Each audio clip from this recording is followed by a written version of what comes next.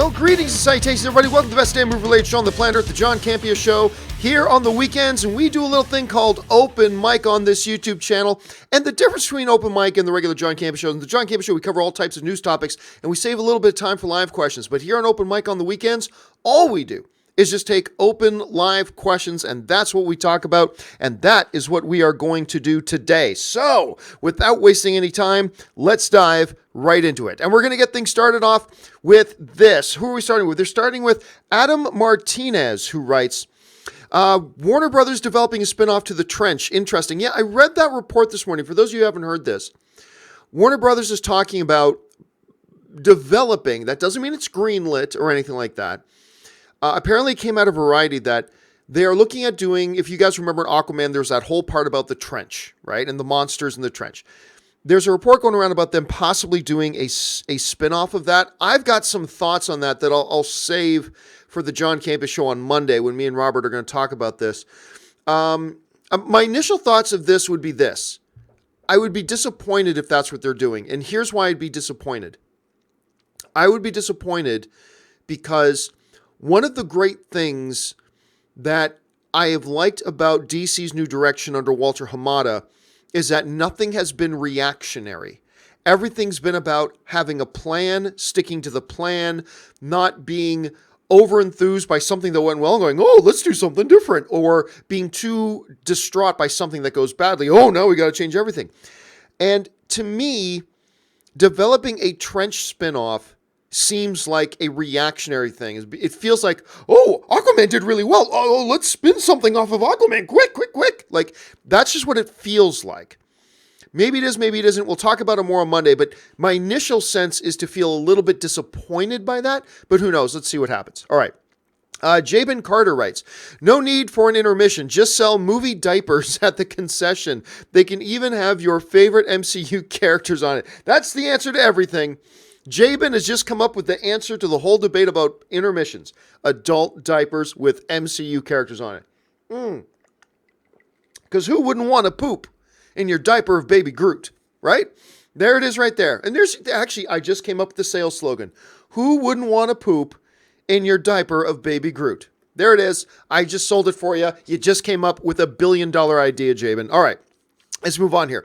Ben Rayner writes, I don't know if you've seen Arrow this week, but it's the best episode in like 2 years, in my opinion. If you're talking about the 150th episode where they had like the documentary team following them around, I thought it was decent. I didn't think it was all that great.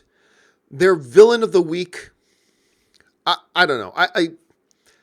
Nobody explained to me why their villain of the week suddenly was a master at hand-to-hand combat. Whatever. But I thought it was okay. I didn't mind the episode. Like, to me, easily the best episode of the last 2 years was that episode last year that was called Dragon, that really just focused on the origin story of Diaz. And while Diaz is not my favorite villain they've ever had on the show, I thought that episode was primal. Like, I thought that was a great episode. And I thought the 150th episode was good. It was a good little episode. Best in 2 years. I didn't think it held a candle to the Dragon episode, but I'm glad it worked for you, Ben. All right, let's move on here. Jason Laricella writes, will they continue on with the Tomb Raider sequel? I don't know. It's a hard sell. Here's the thing about the Tomb Raider sequel. Let me just pull this up. I liked the Tomb Raider movie, the recent one that they just did. I liked that movie. And I thought Alicia Vikander was great in it. I liked Dominic West in it. Walton Goggins is always good. Was it the strongest story? No. Was it the best movie? No. But I thought it was good. And how often do we say that about video game movies? Almost never. Problem is this. It didn't make any money. The movie cost nearly $100 million to make. Cost $94 million is the projected budget of the film. Worldwide, it made $274. If it broke even, and I don't think it did. If it broke even, it was by the skin of its teeth. And honestly, I don't even think it broke even. And it's a popular IP with a popular actress. Not the world's most popular, but Alicia Vikander's been pretty hot. And they've just had recent new Tomb Raider popular games come out, and it still couldn't even manage to make $300 million. Let's put it this way. I hope they do. Jason, I really do. But I doubt they will. It's not impossible. Certainly not impossible. I slightly doubt that they will, but here's hoping. Fingers crossed, because I like the movie. ZOMG Ruler writes, if Justice League was a hit, chance Ben and Henry would have stayed. I don't know. Again, Warner Brothers has been so reactionary to stuff, historically, when it comes to their DC properties, that it's hard to say. It really is. It's hard to say. If it had been a hit, if everybody loved it. I mean, there's always 1,000 what-if questions that we could bring to the table. But I think the problems with Ben Affleck, and for instance, I know that the problems in the separation between Ben Affleck and Warner Brothers was before Justice League ever came out. So even if Justice League was a massive hit, I still think Ben Affleck would have been gone. Because that was something that happened even prior to Justice League coming out. Justice League's underperforming at the box office had nothing to do with the problems between Warner Brothers and Ben Affleck. Henry Cavill might be a different situation. I don't know. But that could theoretically be a different situation, where if Justice League did make $900 million instead of $600 million, then maybe Warner Brothers is a little more aggressive in pursuing more projects with Henry Cavill as Superman and keeping him on and keeping him happy. That could have been. With Ben, I don't think so. With Henry, maybe, but it's really, really difficult to say. All right, Aussie Nerd writes, I don't watch/care about Star Wars, but every time you talk about it, I love your excitement. I get that way with Harry Potter. I mean, there's something just great about being a fan. Whether it's a fan of your favorite sports team, whether it's a fan of your favorite musician, whether it's a fan of your favorite television show or a fan of your favorite movies. There's something great about being a fan, and there's something infectious and contagious about being a fan. Like, I'm not the biggest Harry Potter fan in the world at all. But when Anne is with a couple of her friends who are also Harry Potter fans, and they get dressed up in their Harry Potter gear, and Anne will, when we go to Universal Studios Hollywood, she'll bring her wand, and there's something, and you can't help but get caught up in that. Even though I'm not a big Harry Potter fan, you cannot help but get a little bit caught up in that, right? You can't help but get a little bit caught up in that and enjoy that and just get swept up in it too. And I find that with things, when I'm around people who are big fans of things that I'm not even a fan of, you can't help but be a little bit sucked up in that. So if you guys catch a little bit of that from me when we're talking about like Star Wars movies, great. But it's a great thing all around, not just when it's from me. All right, let's see. Stubble McShave writes, Magneto and Xavier could be Vietnam POWs. Magneto could be disillusioned by the reception when he got home, and Xavier paralyzed by a bad parachute when captured. That's not like where this is coming from. Is I've been saying for a while that, I mean, we all know that whatever they do with X-Men, if you're going to have Magneto, he can't have the same origin story that he had before. It's just too late. He can't be an Auschwitz survivor anymore. It's just too old. You'd be having an 80 and 90-year-old Magneto, and that's not where you want to go. So what you need to do is you need to have his origin story be a little bit different, but still coming out of a massive, shocking, horrific thing where he saw humanity at its worst. And that not only turned him against certain people, but it turned him against the human race as a whole. Some have suggested the civil rights. I've suggested the civil rights movement in the U.S. That could be a really good launching point. Some people mention like apartheid era stuff in Africa. Some people discuss like certain events in Russia, and some people and this is certainly Vietnam could certainly be one. That could certainly be one. That's not a bad idea. Bullet 1510 writes, in the Endgame trailer, the destruction of the Avengers A is reversed, as is the order of the dusted in the TV spot. Significant. In the Endgame trailer, the destruction of the Avengers A is reversed, as is the order of the dusted in the TV spot. I have no idea what you mean by that, Bullet.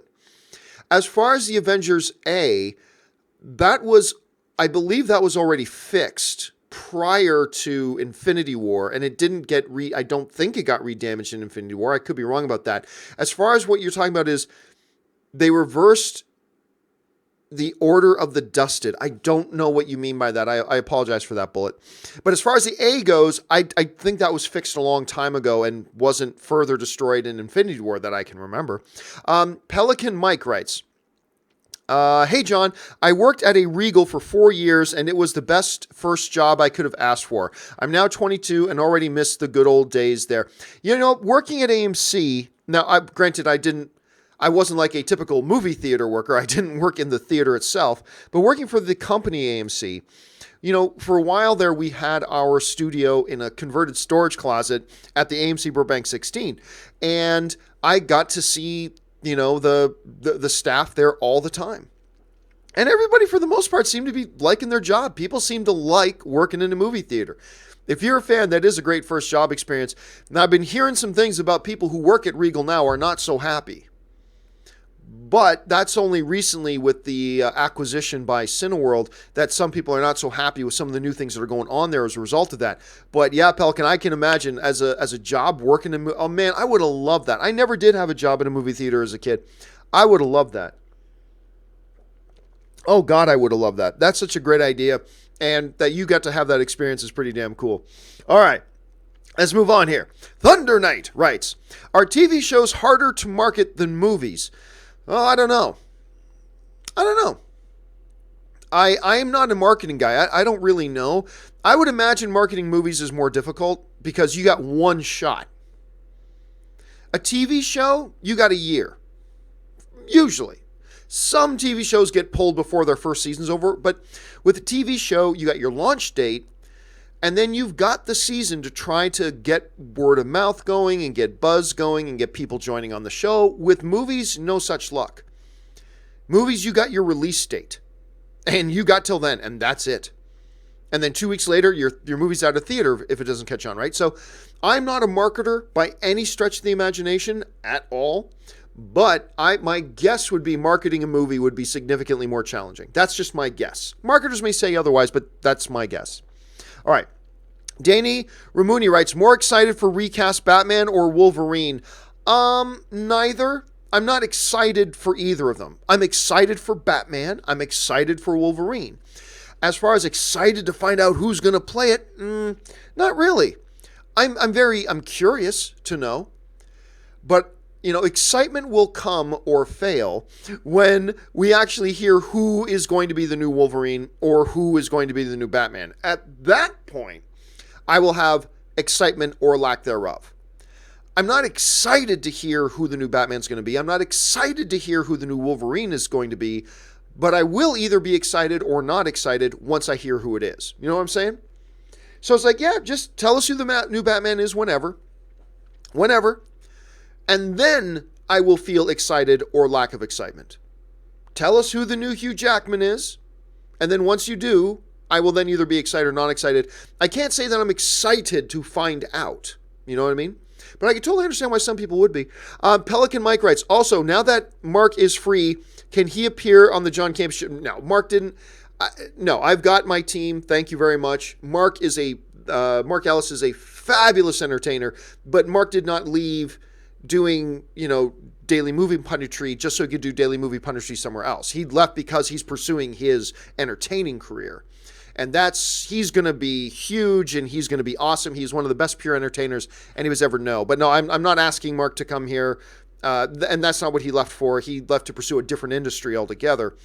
And he's going to succeed. He's going to be great at it.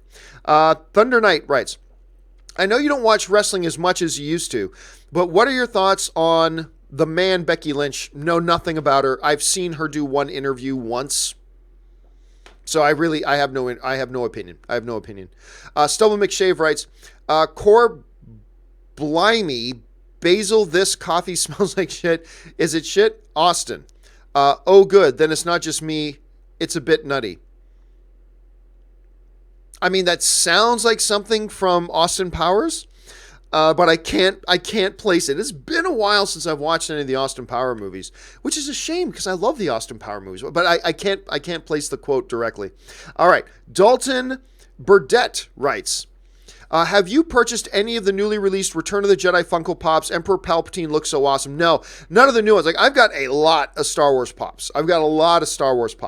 But I have so many that I now kind of go in waves. My pop purchasing goes in waves. Like, I won't buy any pops for 3 or 4 months, right?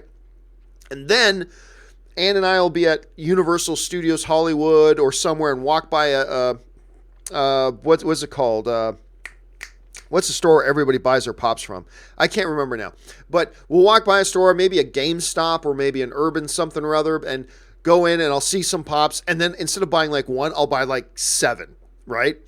And then I'll buy like 5 more the next day. And then I'll go like 3 or 4 months without buying it. So, but no, I've not bought any of the new ones yet.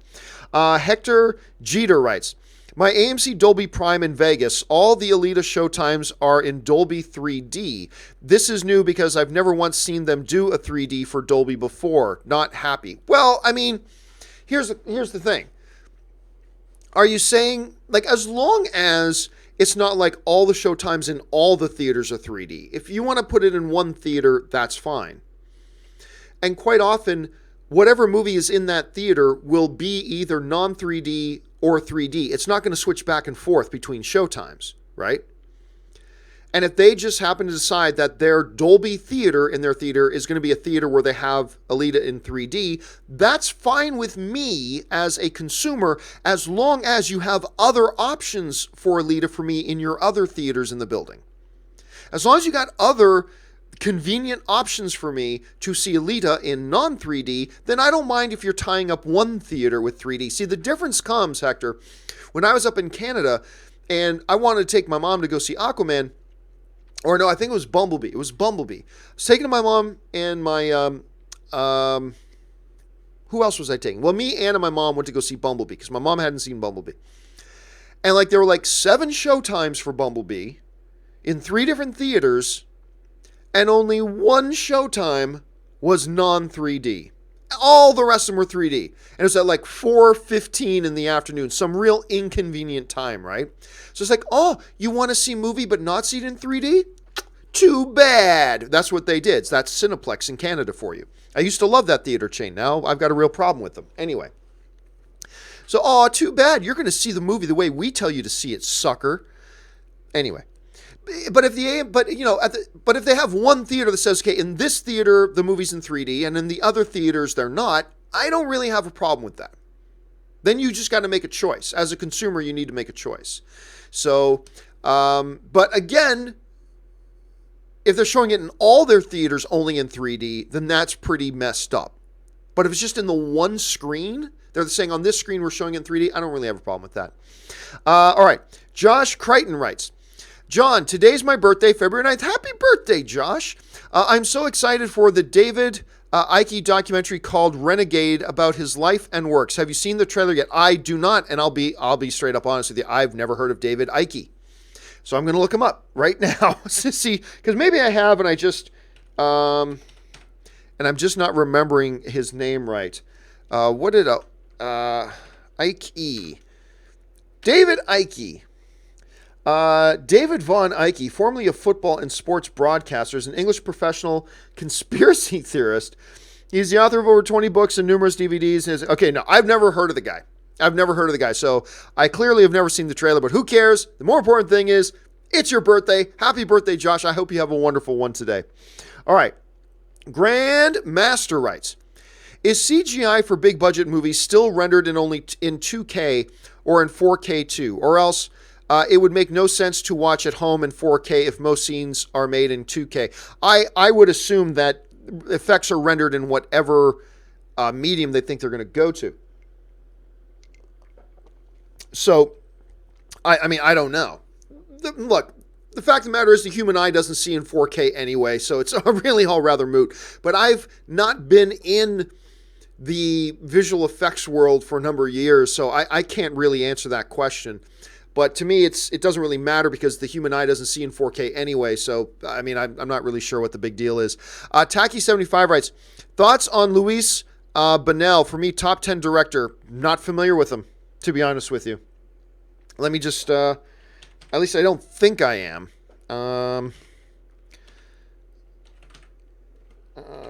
Let's see here. Luis Buñuel.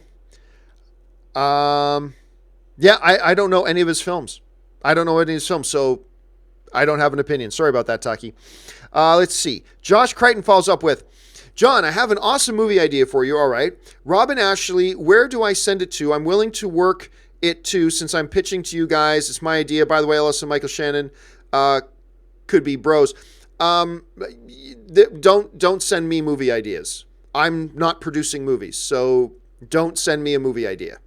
So no, do not send me. I by the way, most studios don't take unsolicited scripts. Nobody should take unsolicited scripts, and I'll tell you why. The reason why most studios will not take scripts, like if you just send a script to Warner Brothers, look at my script, they won't even open the letter. And there's many reasons for that. But one of the primary reasons is for legal reasons. Because if Warner Brothers opened unsolicited scripts, they'd be getting 1,000 scripts a day sent to them, right? And what happens if, in 4 years from now, they happen to make a movie that just so happened to have some similarities to a script that was sent to them 3 years ago amongst the other 10,000 scripts they got that month? And now that person wants to sue them. I sent you my script, and now you're making a movie that kind of looks like my script. That's why studios go, no, we do not accept unsolicited things. And I don't want them either. Not because I'm a Hollywood studio, nor am I producing movies, but what happens if in 4 or 5 years I have an idea to make something, and then you were just, and I'm not saying you would do this, Josh, but you just got to protect yourself a little bit. What happens? You go, wait a minute, I sent you a script, and it was kind of similar to that. That's why I'm just like, when I have I don't know why, by the way, I constantly have writers writing to me asking me if they can send me their scripts. And I'm just like, do I look like I'm making movies? If I do, that's awesome. But honestly, do I look like I'm making movies right now? I've made a couple in my life, sure, but I'm not producing movies, so there's no need to send me your script. But I do have to protect myself a little bit, and you guys should all do this too.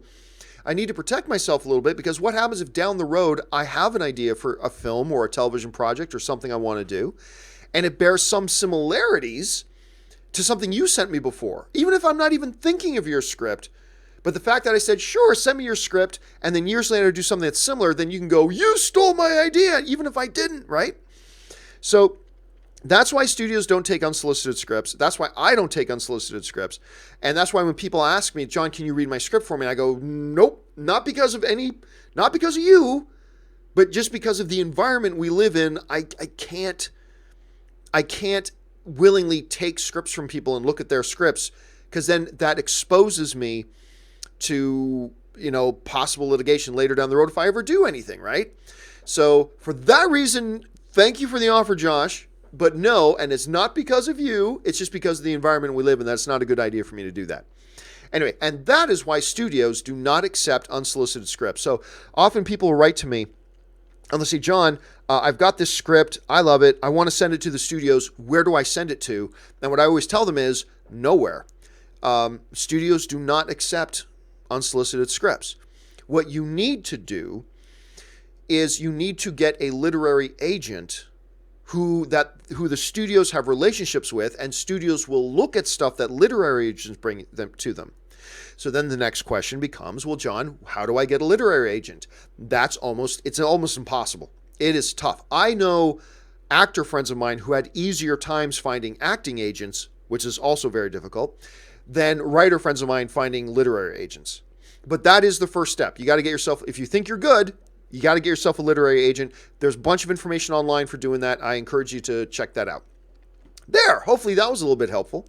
And remember, I'm not the world's foremost expert on this. I'm just sharing what little information I have.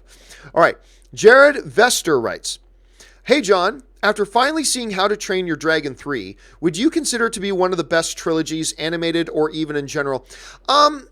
it all depends on what the parameters of your discussion were. If you're talking about, hey, is How to Train Your Dragon trilogy in the discussion of like the top 10 trilogies of all time, I will say, yeah, it's in that discussion. It's definitely in that discussion.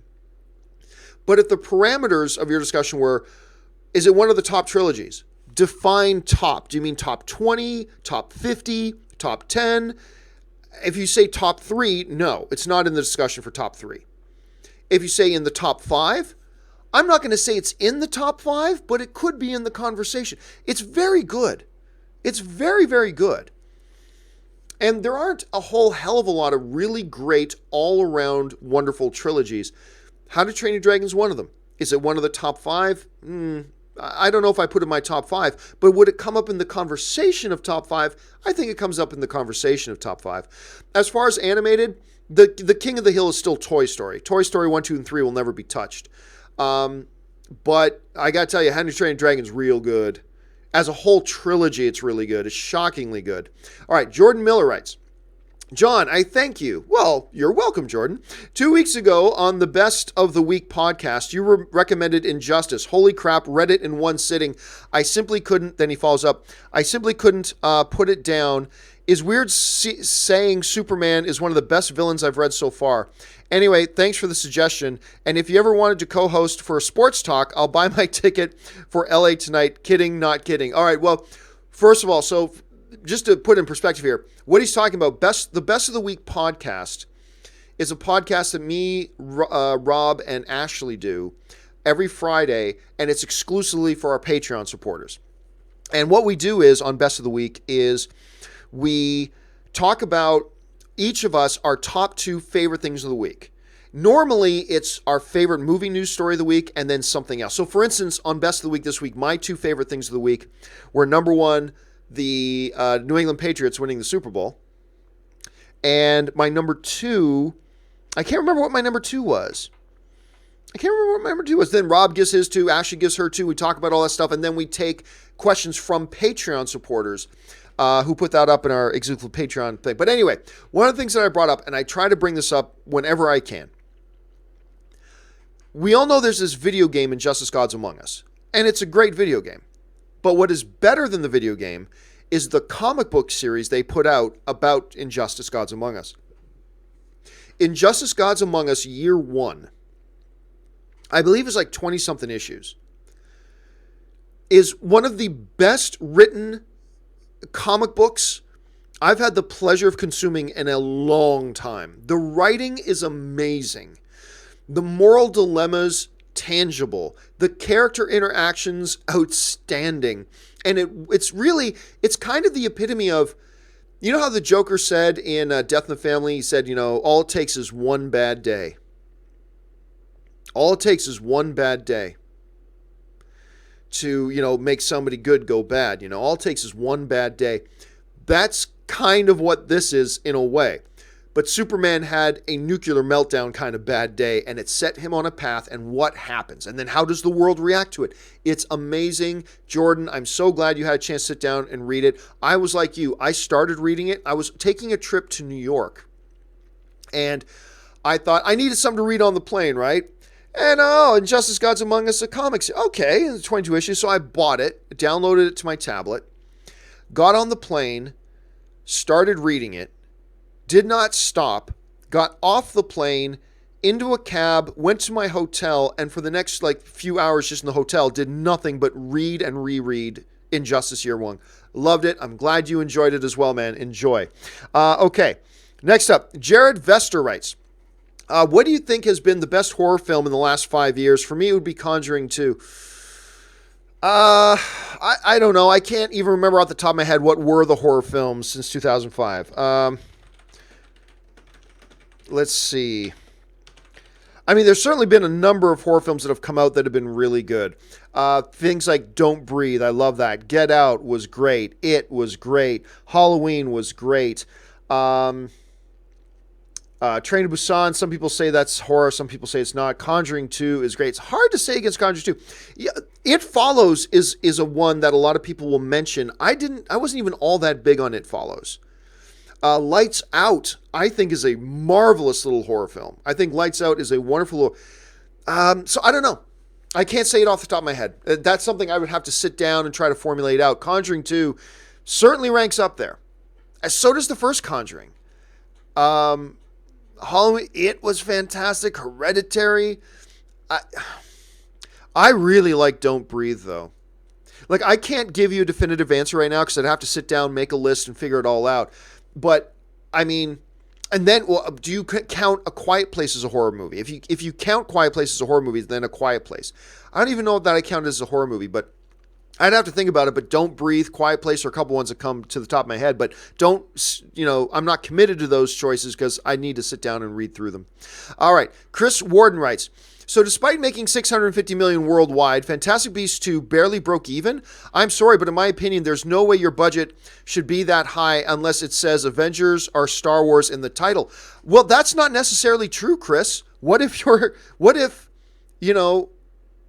film belongs to a franchise like Harry Potter? And the last movie you put out made over $800 million and was fairly well received. And you had a lot of reason to believe this one could do as well or better. Now, look, Chris, you know my opinion on this. I believe Hollywood studios need to reel in and become more responsible with how loose they spend money. Hollywood studios spend way too much money. There is no excuse for a lot of these movies to cost as much as they cost. No excuse. They just simply spend too much money on making these movies. You don't have to spend that much money. And spending $200 million to make Fantastic Beasts and Crimes of Grindelwald, that's a huge amount of money. Huge. And I don't know if Warner Brothers was just trying to impress J.K. Rowling or not. Say, look how committed we are to your properties. We're going to spend $200 million. Maybe that was part of it. I don't know. But yeah. But it's easy, Chris, and we're all guilty of this, me included. It's easy to sit back and in hindsight go, well, that was a stupid decision. Well, to be fair to the people at Warner Brothers, again, the last movie they put out made well over $800 million. No reason to expect it'll take a big drop. It was fairly a well-received film. Not super acclaimed, but it was fairly well-received, the first one. And there was a good, reasonable assumption that this film could perform even better. So I am totally against spending that kind of ridiculous money, but at the same time, if you try to look at it from their perspective and not just look at it in hindsight, there was reasonable for them to think that there was no guarantees, but it was reasonable to think that they could have made enough money to safely be profitable.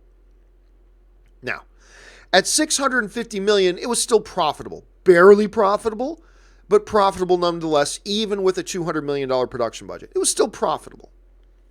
But yeah, they need to spend less money. And that's the way it's going to go. All right. Jedi Kim writes, the Liam Neeson thing has spun out of control. Honestly, I see it dying. I really do. I don't see nearly as many people, and nor should we be talking.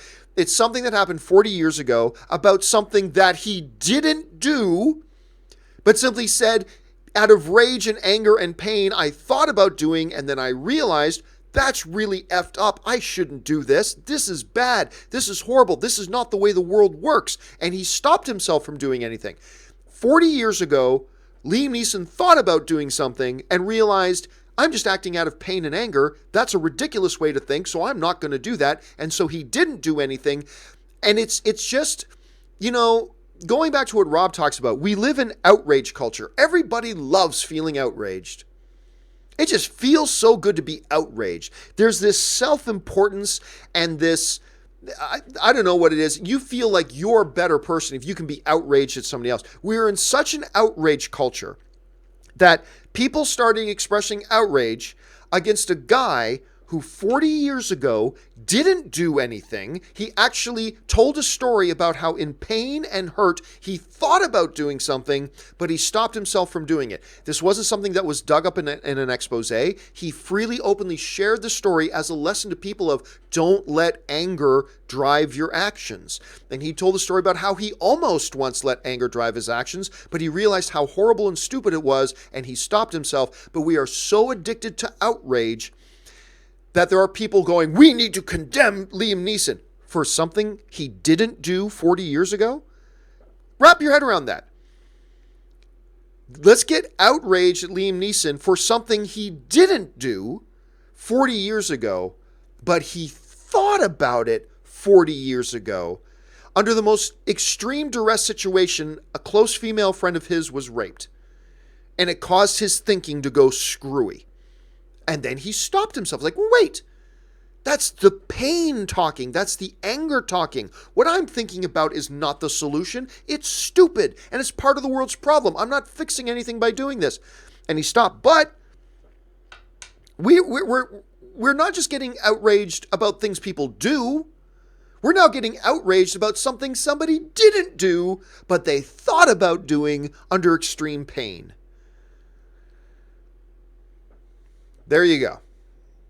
And it's ridiculous. But to the world's credit, I really feel like the story's starting to go away. And I don't think this is going to hurt Liam Neeson's career, nor should it hurt his career. And I think I think calmer heads are prevailing for everybody in the long run. All right. Call of Duty sends in a big super chat. Call of Duty, thank you so much for supporting the channel, man. I appreciate that. Thank you. What do you have to say? All right. Call of Duty writes in, so you were always an asshole. Oh, I wonder if that's personally to me. Oh, I see where you're going with this. Okay. So you were always an asshole. I take it we're best buddies in the future. All right, I know where this is from. I take it we were best buddies in the future. I spent a whole lot of years trying to bring you down, bub. How's that working out for you? You're like me. You're a survivor.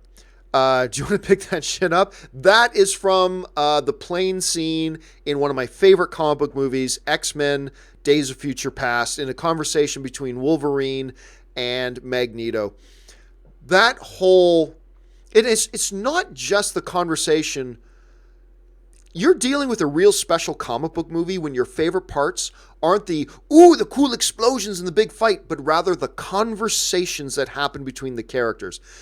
And as great as X-Men Days of Future Past is overall, there are a couple of key moments in that movie where on airplanes, these conversations happen. One between Wolverine and Magneto, and that was great. But also there's this fabulous one between Magneto and Charles that is just gripping. I'm telling you, in all these X-Men films, whenever it's just the two of them in shot, Magneto and like James McAvoy and Michael Fassbender, I don't sip on my soda. I don't take a piece of popcorn because I'm riveted by what's happening on screen. Because the way these two performers, as these two characters, are able to make these scenes explode to life and be riveting and powerful and thought-provoking is insane. It's just so great, and I love that movie, man. Like, everything from the action and special effects and the performances, but it was just, I think, one of the best chapters of the... Because a lot of people liked a lot of the Eric and Charles stuff in X-Men First Class, and yes, there was some very good stuff in there. But to me, it went up a whole nother level in Days of Future Past. I'm telling you, Call of Duty, I cannot get enough of that movie. I love those scenes, and for no small reason than scenes that express stuff like the quote you're giving here right now. Absolutely one of my favorite moments. I love that, and that is a great quote. But the way he said, I spent a lot of years trying to take you down, and Fassbender's Magneto, who's so confident in his own power, just goes, how's that working out for you? It was just great. It was great, and I loved it. And thank you for bringing that up. And thank you for the super chat, man. It's great, and thank you for supporting the channel, man. All right, The Dawn writes, Wind River, amazing, important, brilliant. Dude, I remember I walked out of Wind River the first time I saw it. And I saw it at the AMC Burbank 16. And if you know the AMC Burbank 16, it's like elevated. So you come out the doors, and then there's this big stairwell down to the promenade. So I come out of the doors of the AMC 16, I'm outside, and I go to the first step, and I just sat down on the top step. Don't worry, I wasn't blocking it because it's very, very long. Like this huge staircase that goes, so it's massive. Like 50 people could walk down it at once. Anyway, I came out of the theater, sat down, and just thought about the movie. The performances, stellar. It's an important film. The message of the film.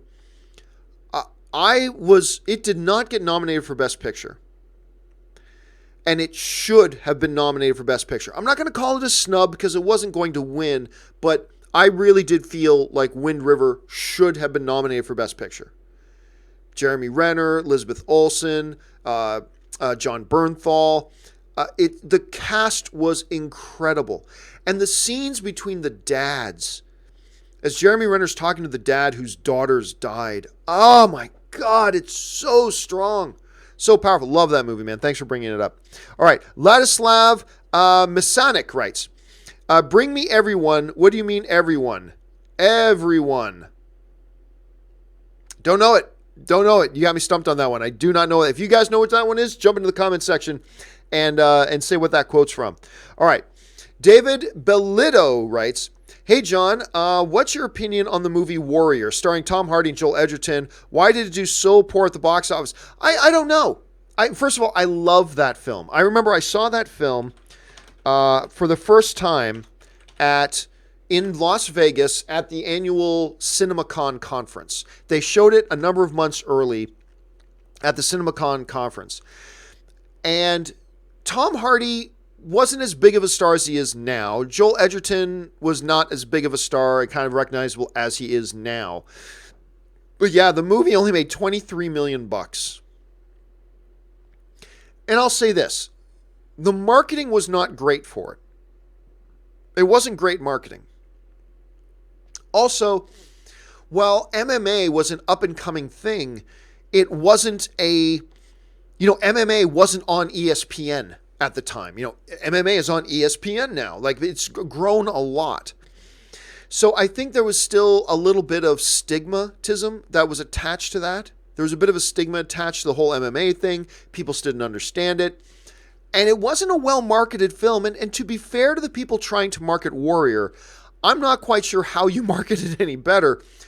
But it just attracted me because I've been a guy in MMA since long before 2011. But I think it was a number of things that went into it, and it's too bad because take even the MMA element out of it, it is a wonderful movie about father and sons and brothers and loyalty and drive and what we fight for. It's so good. I love that movie, but I think a lot of things went into why it didn't do well at all. I mean, let's call it. The budget of the film was $25 million, which is a cheap little budget, so it didn't need to make a lot, but it only made $23 million. So it was a massive, massive disappointment, unfortunately. Okay, Mike Hill writes, hey, John, I really enjoyed your answers to my question on the podcast, and I have to agree. I now think Tyrion will be the one to sit on the throne, and he is probably Targaryen too. So Mike is once again referencing back to the Best of the Week podcast that we do for our Patreon supporters. And one of the questions that came up, I guess it was from Mike, asked, who's going to end up sitting on the throne? But when the sixth episode is done, who's sitting on the throne? Right? And Cersei was definitely, the two big ones are obviously Dany and Jon, right? Daenerys and Jon Snow. Those are the two most popular picks. Those are the two front runners, obviously, right? But both Robert and I kind of picked dark horses. We think Tyrion's going to end up sitting on the throne. And we went into all of our reasons why and all that kind of stuff, but don't get me wrong. I'm not saying Dany's not going to be the one. I'm not saying Jon Snow isn't going to be the one. I'm not saying Cersei isn't going to be the one. I'm not saying any of that. I'm just saying it's close. Who knows? I don't see any one clear person that it's going to be. I just kind of feel like it's going to be Tyrion. And when you just follow the show, he's been in the shadow. He's been the hand of the king twice, right? Twice. He's been hand of the king. Well, once to the king, once to the queen. He's Daenerys' hand now. He's single-handedly defended and won the battle at King's Landing. He has just been in the presence of, and Rob had a theory that Tyrion is also a Targaryen, and that's the reason why his father has always been bitter against him, because Tyrion isn't actually his son. Now, I got nothing to prove any of that, but that's just kind of the prevailing theory, right? And as we get closer and closer to Game of Thrones, the final 6 episodes, you notice I don't even call it the final season, because I don't call 6 episodes a season. I'm just saying we're getting close to the final 6 episodes. We're getting close to the final 6 episodes, and a lot of questions are going to be answered. I'm very excited for it. You know, I was never a massive Game of Thrones fan, but as every season's progressed, I've gotten a little bit more and more of a fan. I liked the first 3 seasons, but to me, the last 3 seasons have been like the best. And I get more and more excited for it now. I'm very much looking forward to it. And me, Ann, and Kaori, we're going to do a Game of Thrones post show. So we're going to watch Game of Thrones, and me, Ann, and Corey will get on and we'll talk about Game of Thrones and all that kind of stuff. Every episode, make sure you guys follow us for that. But I'm very excited by it, Mike, and let's see if it will be Tyrion. Because I got a feeling it will be, but I won't be surprised if any of them. Okay, Griffith Olendy writes, do you hear Ultron's voice at the end of the Endgame trailer? I don't think so. You know, it's funny, speaking of Ultron, that was, of course, voiced by James Spader. And my friend Erin Cummings, remember she co-hosted the John Campea show with me about 2 weeks ago. Erin Cummings came over last night, was hanging out with me and Ann, and she was like the main guest star on an episode of Blacklist this year. And so we were talking about James Spader a little bit, about how great his voice is and how unmistakable his voice is and blah, blah, blah, and all this kind of stuff. But at any rate, I don't think so. I could be wrong, but I don't think that that's what we heard. Sempaigar writes, over under 9% Liam Neeson beat the Alpha Wolf in Grey. I'm going to take over. I've always thought that. I've always thought at the end of The Grey, Liam Neeson beats the Alpha Wolf. That's what I've always thought. Again, we have nothing to back that up with. By the way, I love that movie. That's a really good film. Okay. Let's see. Matt Thornton writes, with Universal holding the rights to She-Hulk, do you think we'll ever get either a standalone movie or an MCU appearance? I don't know. I mean, the problem with She-Hulk from a movie point of view is that it is an insanely derivative character. It's Hulk, just She-Hulk, right? From a movie point of view, it's tricky. Also, I'm not going to pretend to know how the rights to She-Hulk work. We know that Universal still has the distribution rights to She-Hulk as well to the Hulk. How that applies to She-Hulk, I'm not really sure. I highly doubt Marvel has the outright rights to do it. So, I don't know. Look, right now, I'll say this. I don't think, although I'm certainly not confident about this, but I'll just say I don't think we're going to see any appearance by She-Hulk until Marvel and Disney and Universal get the whole rights issue of the Hulk himself settled out. Because that's why we're not getting any standalone Hulk movies. So I don't think they're going to make it even more complicated by doing anything with She-Hulk until all the legal issues with the Hulk are settled, and then maybe we'll start seeing something. All right. Let's see here. Jaron Morris writes, was there ever a moment in Supernatural that made you come to tears or eyes build full of tears? For me, it was when Sam first died and Dean sits, jumping down over Patrick, we'll come back to you in a second, Patrick. Dean sits over the same and just pouring his heart out and how he wanted to be a kid and sorry for failing him. And another one is minutes before Dean goes to hell and the goodbye speech he gives him. What about you? Those are great moments, Morris. Those are great moments. They're fantastic. But I'll tell you one that really, really hit me. It wasn't the newest episode, the 300th episode, with John coming back. With John Winchester, Sam and Dean's dad coming back, played by Jeffrey Dean Morgan. That wasn't the one, although I know some people got emotional about it. It was the episode before. So bear with me here. For those of you who don't watch Supernatural, just bear with me for a second, okay? Dean has the Archangel Michael, who wants to destroy the world, trapped in his mind. So the and I won't go into all how it got there, but the Archangel Michael wants to destroy the world. And Dean's got the Archangel trapped right now in a prison in his own mind. Dean, in his own mind, has built a prison for Michael and is holding him in there, but he knows he can't keep him in there forever. Dean comes up with a plan to make this binding box. It's like a big coffin that nothing, not even an Archangel, can get out of because it's warded and all this kind of stuff. And Dean's plan is put himself in that box and drop that box to the bottom of the ocean. And so sacrificing himself to stay locked in that box forever with Michael. So even if Michael gets out of the prison in his head, he'll be trapped in that box with him at the bottom of the ocean forever. We've seen in Supernatural Sam and Dean be willing to sacrifice themselves all the time, but always coming up with something as an alternative to either of them having to be sacrificed, period. But they're always willing to sacrifice. And what I loved about this scene is finally near the end of an episode, Sam has known about Dean's plan. He's been trying to talk him out of it. He hasn't been able to do it, so finally says, we'll do it. But finally, near the end of this episode, Sammy starts to cry, and he lets his anger out.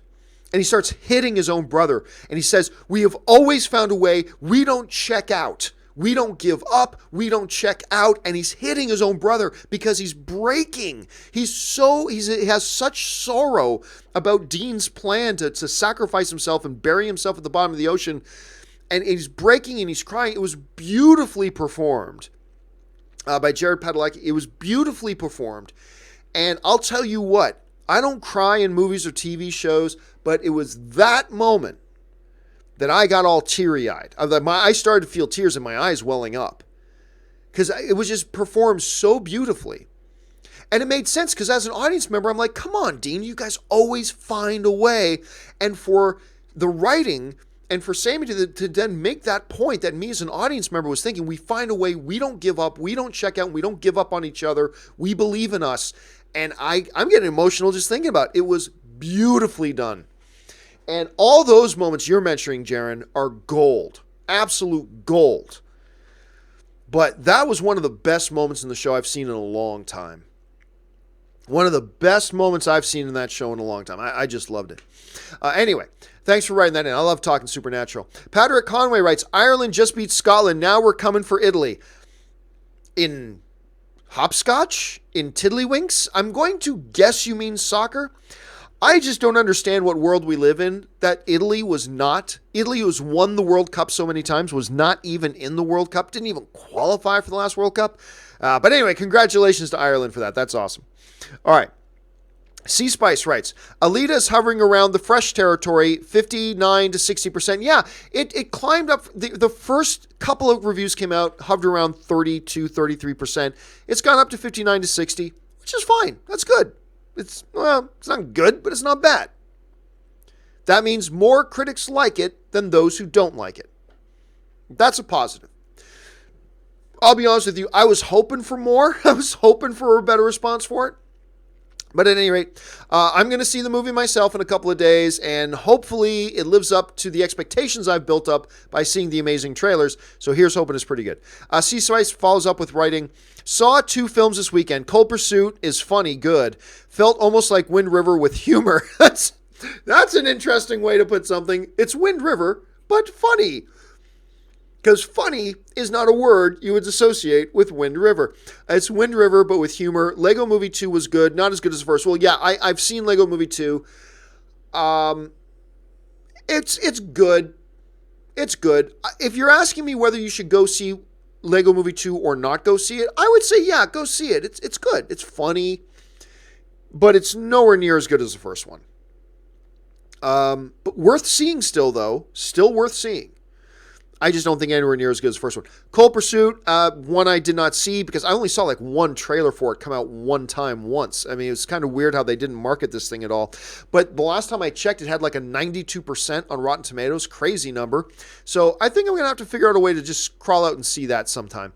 All right. Ivan Pietro writes, have you seen Fright Night 2011, the Colin Farrell and Anton Yelchin? It's one of the most slept-on movies of all time, in my opinion, in my top 10 of all time. It is certainly not in my top 10 of all time, nor it is in my top 100. But I will say this, I liked it. And I'll even say this, which is sacrilegious to say, I liked it more than the original. I did. I liked it more than the original. And I actually went out and met with Colin Farrell and Anton Yelchin. Obviously, this is before Anton died. But I went out and met with Colin Farrell and Anton Yelchin and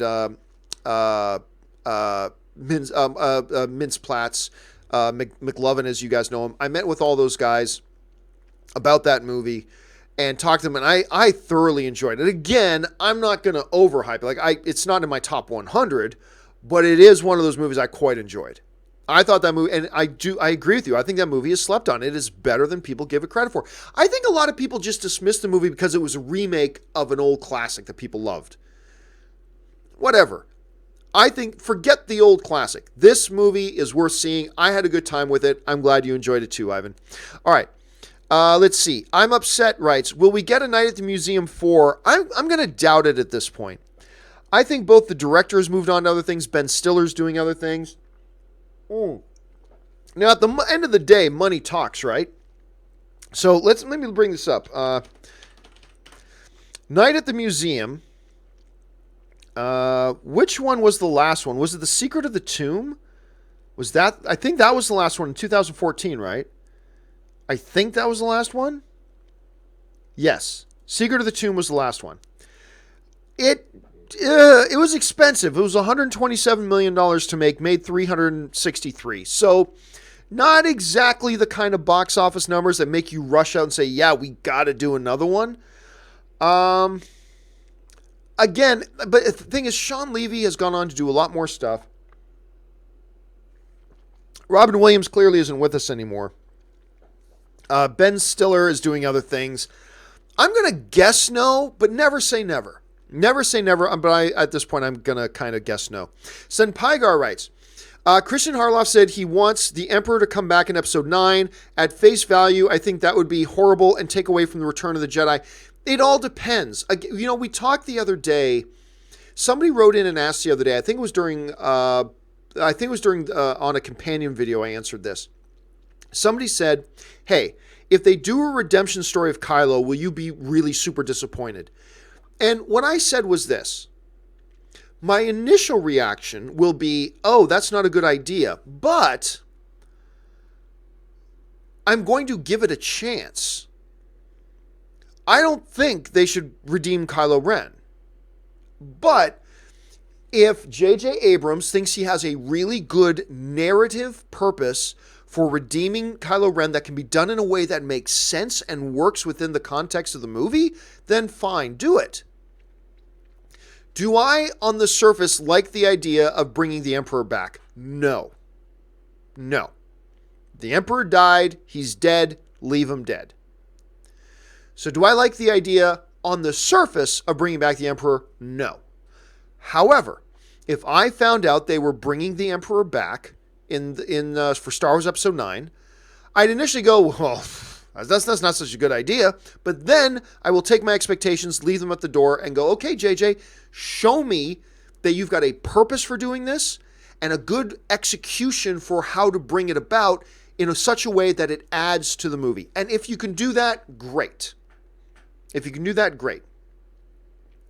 Because I said before, you can do anything in a movie, and if you do it right, you can make it work. A movie about plastic building blocks? And yet the Lego movie was made, and it was awesome. That's where the whole Felipe the Sentient Dancing Microphone idea came from, right? It was like, you can make a movie about anything if you do it right. But that's the hard part. The hard part is doing it right. So I always said, hey, I can make a movie about Felipe, the sentient dancing microphone. I could make that movie, sure. Maybe it'll be horrible. It would probably be horrible. But if it had a brilliant script written in such a way and perfect execution, it could work much like a Lego movie worked. Could they make the Emperor work? Yeah, you could. I don't think it's a good idea. I don't think they should. But if they try to do it, I'll at least give it a chance and we'll see where we go from there. All right. Patrick Conway writes, over under 60%, Marvel won't show the Hulk in the trailers. Ooh, I'll take under. I think there is a no-holds-barred, balls-to-the-wall insanity trailer coming for Avengers Endgame.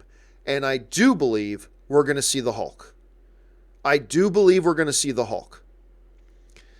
So I'm not guaranteeing that. I wouldn't say, it's only a 5% chance. But if you're saying 60% that they won't show him, I'll take the under on that. I'll take the under on action on that all day. Royce Freeman writes, if you work in a raunchy environment where everybody horses around, how do you vet people so they don't later say they're uncomfortable? I think it's important. It's all part of the onboarding process, right? That it's up to you as an employer to make sure people understand who are coming in the type of environment that we have. But saying you're horsing around doesn't excuse inappropriate behavior. There's horsing around and then there's inappropriate behavior, right? And so there's a two-way relationship. One way is make sure the people who are coming on board fully understand the environment that you guys have.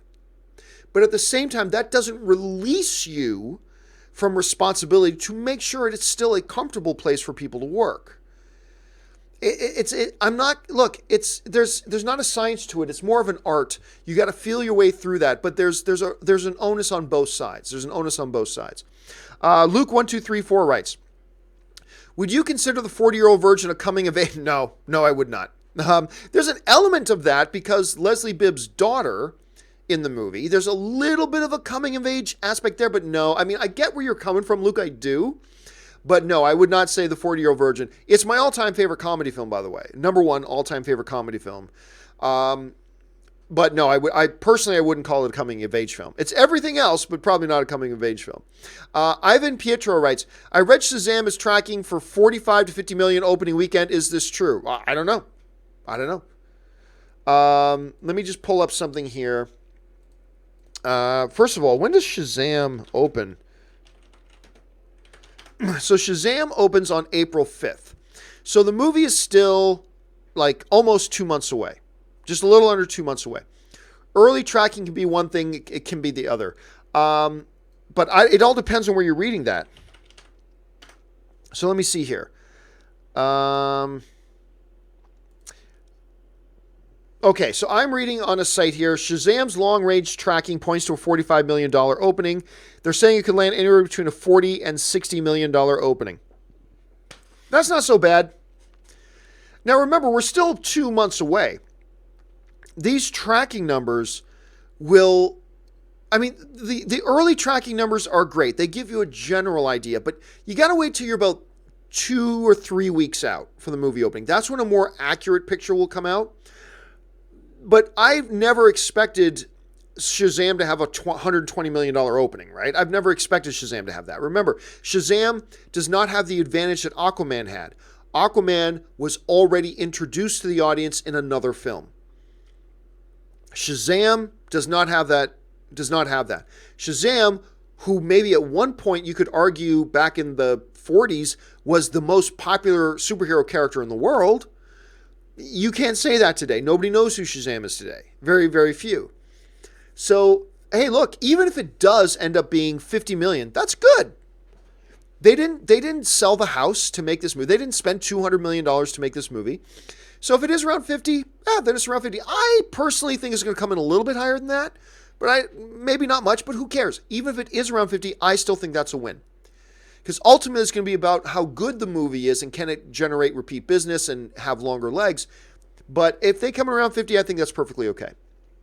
But we'll see. We'll have to wait and see. Chris Warden writes, Robert Whittaker is out of tonight's fight. Damn, yeah, I heard about that. I had a buddy of mine text message me. I was just coming back from I had a meeting this morning in Burbank. And I was coming back from my meeting in Burbank, and I got a text message from my buddy because me and a bunch of friends, including Dennis, a bunch of us are getting together tonight to watch the UFC fights. And my buddy texted me. He says, so is the UFC thing tonight canceled? And I'm like, what are you talking about? So I didn't text him back because I'm driving, but I hit the call button and I called him and like, what are you talking about? And he told me about Whittaker being out of the fight. How do you drop out of the fight the day of the fight? They apparently got a hernia, but what are you doing to get a hernia the day before the fight? Take care of yourself. So I don't know. Look, the Anderson Silva fight still looks interesting, and we're also going to get together and watch it. But yeah, that really sucks that fight's not happening. Okay.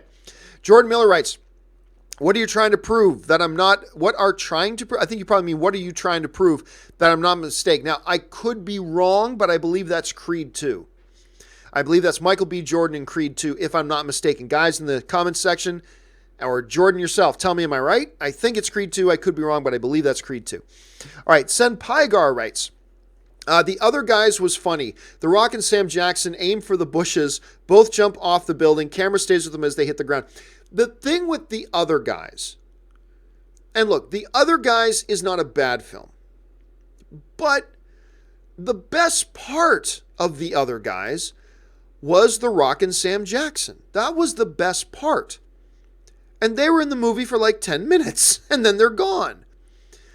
And they were far better in the movie. And I love Will Ferrell and I love Mark Wahlberg, but it was The Rock and Sam Jackson that was entertaining, and the rest of the movie was all right. I mean, the rest of the movie was okay. It had its moments, for sure. But it's like, what's a good example of this? It's like you go to a party and like, you're a dude who really likes girls, and like the 50 most gorgeous women you've ever seen in your life are at this party, and it's a 3-hour party and you're committed to be there for 3 hours. But 5 minutes after the party starts, all those girls leave. And you're left with a bowl of punch and me at the party. It could still be okay, I suppose, but you opened with a bang, right? And then you get left with me. And that's kind of how I feel when I think about the other guys, was that it had its upside, it had its moments. Just, dear me, oh my, it did just the Sam Jackson Rock part was the best part. The movie really should have been about them. It shouldn't have been called The Other Guys. It should have been called The Guys. And it should have focused on The Rock and Samuel Jackson. And by the way, a lot of people since then always kind of called for, do a sequel, but just make it about The Rock and Sam Jackson. Anyway, Topher Rocks writes, life is so good, I can taste it in my spit. A great quote from Layer Cake. I love that film. Probably my favorite Daniel Craig performance. Not my favorite Daniel Craig performance, although I do like his performance in that very much. My favorite Daniel Craig performance, but I got to look up the name of the movie. It's the one where it's in Russia. Hold on a second. Okay, so this is going to take me a second. I believe Liev Schreiber was in the movie with him as well. So let me just find it here. Not not Spectre, superhero, not Skyfall, Girl with the Dragon Tattoo, Dreamhouse, Cowboy. Oh, certainly not Cowboys and Aliens. Not the GoldenEye. Defiance. That's what it was. 2008. Oh, that's back longer than I thought. It was Defiance. Daniel Craig, Liev Schreiber, Jamie Bell was in that as well. I really like Jamie Bell, as a matter of fact. The synopsis reads like this. Jewish brothers in Nazi-occupied Eastern Europe escape into the Belarusian forests, where they join Russian resistance fighters and endeavor to build a village in order to protect themselves and about 1,000 Jewish non-combatants. It's a wonderful film. And it's not like the best movie, but it's a really good movie. But Daniel Craig in that movie is amazing. I love him in that movie. If you guys have not had a chance to see Defiance, and I don't know why I couldn't remember the name off the top of my head. He's also great in Layer Cake, though. I mean, full marks Topher for pulling that one out, because that one's great too. But also, I would highly, if you're looking for a good Daniel Craig movie, I would highly encourage you, give a shot to Defiance. I think you're going to enjoy it. All right. Let's move on here. Django19 writes, have you seen the Fargo, the TV series, one of the best written shows on TV today? You know what the funny thing is, Django, somebody asked me that specific question about 2 weeks ago. And I still haven't seen it. I've heard nothing but good things about it. Now, you know me, I don't watch a ton of TV, but I do try to watch the stuff that everybody's telling me is really good. I just got a long list of stuff, but Fargo is one of those things that I have not had a chance to even start on. But it's crazy, man, because I've heard from a number of people that it's really awesome. Like a number of people, including you now, are telling me that it's so good. And I got to get on it because everybody's telling me how great it is. You know what, another one everybody's telling me is really good, but I never bothered to try check it out, was The Bates Motel. Everybody tells me The Bates Motel, super good. Never had a chance to watch it. So I've got a bunch of TV I got to get caught up on. You know what I need to do? I need to take like 2 months off. I need to just shut down the John Campea channel for like 2 months and just binge watch like 15 or 20 shows that I need to get caught up on, because I just feel like the list is getting bigger and bigger and I'm not making much progress. But yeah, Django, I mean, a lot of people tell me that one's really good. I got to check it out at some point. Connor B writes, Whitaker is out of the fight tonight. I know, that sucks. That was going to be a good fight. Like, I don't know that Gastelum had all that great of a chance. He certainly had a chance. And I wouldn't have fallen out of my seat in shock if Gastelum won that fight. But, I mean, let's face it, the smart money was on Whitaker. So it sucks. I mean, the Anderson fight and Israel versus Anderson is still a very intriguing fight. And they call it, Israel's nickname is the Last Style Bender, which is pretty cool. That is one of the coolest UFC fighter nicknames ever, the Last Style Bender. I love that. That's still a very intriguing fight, and I'm still looking forward to seeing that fight. And quite frankly, I was more looking forward to that fight than even the middleweight championship fight. But still, it is kind of a bummer that that fight's off the table now. Too bad. All right. Mr. Hank Dunn writes, what about different screenings having the option of an intermission or not? No, I don't think you can do that. I think you either have intermissions with your film or you don't. Because now you got to have double the amount of theaters, and then you're just adding confusion. Like, wait, which theater does it have where there's now? I think you just create a system. The way I would try it is for movies over 2 hours and 25 minutes. So if a movie is over 2 hours and 25 minutes, okay, let's just round it. Let's say 2:30. Okay. So any movie that's over 2 hours, 30 minutes will have a 8-minute intermission.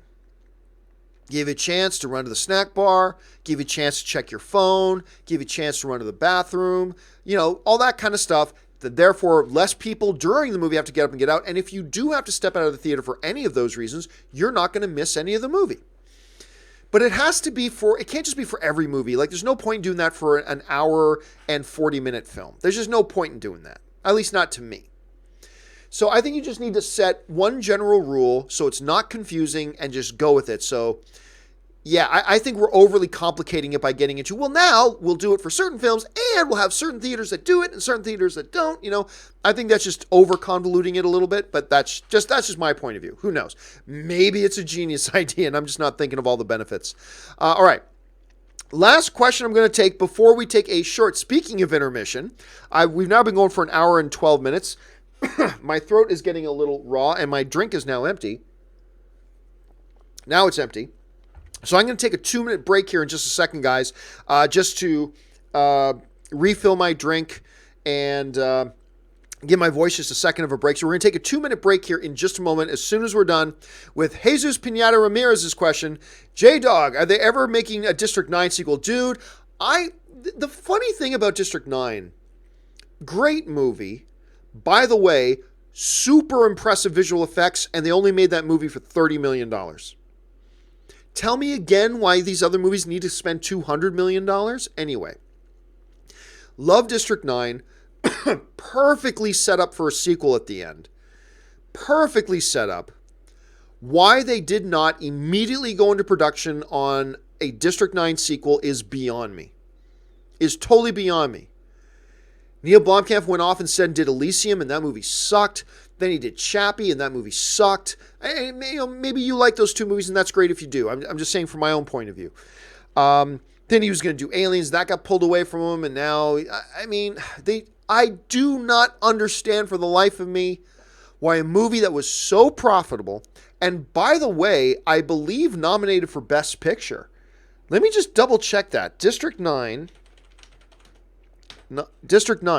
I think District 9, which I believe was the first year that they had more than 5 Best Picture nominees. I believe that was the first year. Let's see. And it was nominated for 4 awards, including Best Picture. Yes, District 9 was nominated at the Academy Awards for Best Picture. It was also nominated for Best Writing, Best Editing, and Best Visual Effects. It didn't win any of them, but it was nominated for all those, including Best Picture. Was made for a stupidly low amount of money. Let me just bring this up here quick. I believe it was around 30, maybe it was 40 or something. District 9 was made for $30 million. 30, not 300, 30, and made $210 million at the box office. That is laughably profitable. Laughably profitable. And if they had done a sequel, it would have made more than 210. I'll never understand why they didn't do another one. But no, at this point, Neil Blomkamp is not the hot name anymore that he used to be. So I don't know. I think, and it's been 10 years since that movie. So personally, I think the odds are pretty low that we're going to get another one. Never say never. Never say never. But this would be one of those ones I'll cross my fingers that actually happens. But yeah, right now I've got my doubts that it will. But we will wait and see. All right, speaking of waiting to see, guys, we're going to take a 2-minute break. Maybe 3. I might squeeze out an extra 1 minute. 3-minute break here. And then we'll be right back. And we'll pick things up again with Bellboy Baggins' question. Hang in there tight, guys. We will be right back.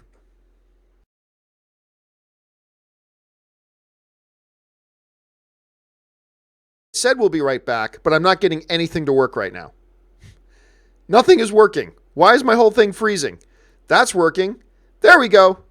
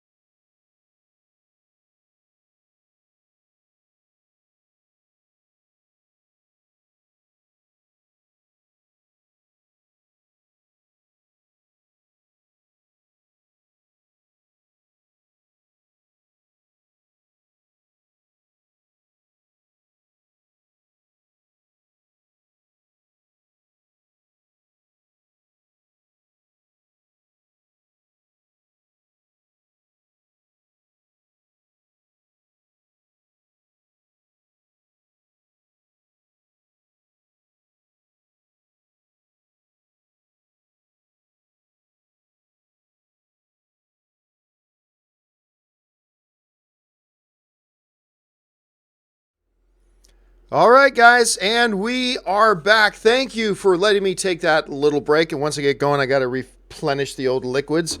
We are back. All right, and my phone keeps going off. I actually had to respond to a bunch of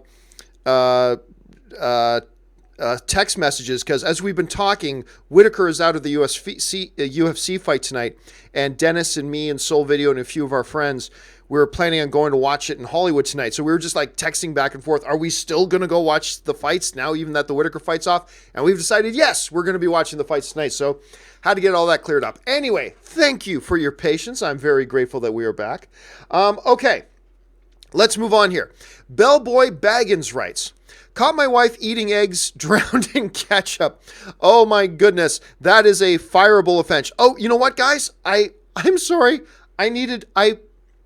I forgot my drink in the other room. I have to go back and get my drink.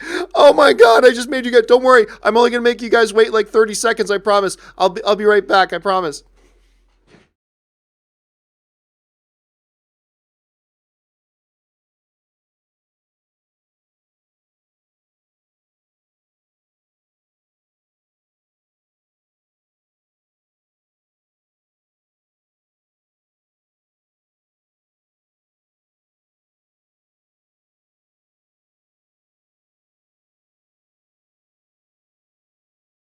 La la la la la, and we're back. Sorry about that, guys. Okay, let's get things rolling here. I am just a mess. I'm just a mess today, guys. What can I tell you? I'm just a total mess. All right. Bellboy Baggins writes, caught my wife eating eggs drowned in ketchup yesterday. Left for Mount Doom this morning with my wedding ring. Just kidding. Love you, babe. She watches with me. Bellboy, I'm telling you what, that is grounds for divorce. It's like, oh, well, the judges. It's only in the most extreme circumstances we like to encourage people to try to, mediate reconciliation, see if you can get things back. Your Honor, she put eggs with ketchup. And the judge goes, oh, motion for divorce granted. Slam the hammer. Done. There is no excuse for putting ketchup on your eggs, ladies and gentlemen. None. You're dead to me. John Hugh, the judge. God appointed me judge of you for putting ketchup on your eggs, you filthy, disgusting heathens. All due respect, I fully support anybody's culinary consumption choices, but I will never understand people put ketchup on eggs. Oh my God. It just freaks me out. It just freaks me out. All right. But thanks for sharing, Bellboy, and thanks for you and your wife watching along. Mason Catcham writes, my biggest guilty pleasure movies is the Saw movies. Any word on a sequel to Jigsaw? I heard some stuff about that, but nothing really came to fruition. I like the Saw movie. Look, some of them are just pure trash. Some of them are, but a couple of them are pretty good. The first one, nothing's ever touched the first one to me. The first one was really innovative and different and all that kind of stuff, and I enjoyed it. I know there was some kind of talk and discussion about the possibility of that, but I haven't personally seen anything really come to fruition on that level, and I'm totally unprofessional just checking my phone as these things come in, but yeah, just me and the guys are trying to coordinate our evening tonight. So I haven't heard or seen anything else yet at this point, but let's keep our eyes open. You never look, it's a popular franchise, it's a popular IP. At some point somebody's going to do something again with Saw. Will it be a prequel? Will it be a sequel? Total reboot? I don't know. We'll have to wait and find out. Derek Woodrin writes, I don't eat anything where I have to dip it in sauce. Better drizzle it on for me. What am I, your maid? That sounds like it's one I should know. That sounds like it's one I should know, but you know what? I can't place it, Derek. You stumped me. Let's see. Antoine R. writes, what would a film look like if it had a $1 billion budget? I don't know. There's nothing you can't do in a film with $180 million budget. There's literally nothing you can't do with $180 million in a movie. What? All you would do with a $1 billion budget is pay everybody too much. I mean, really, that's all there would be to it. You just You'd just be paying everybody too much. There's nothing else to do. Cinematic Galaxy writes, favorite part about Cap is he was hero before the serum. Dude, listen. We watched Captain America the Winter Soldier last night. I mentioned Anne was over, one of her girlfriends from Hasbro was over, and Aaron Cummings was over. And we watched Captain America Winter Soldier. Such a good movie. Anyway. That is one of the reasons cinematic. I mean, you just kind of captured right there one of the main reasons why Captain America is my favorite character in the MCU. Captain America is my favorite character in the MCU because he was already such a hero before he ever became a superhero.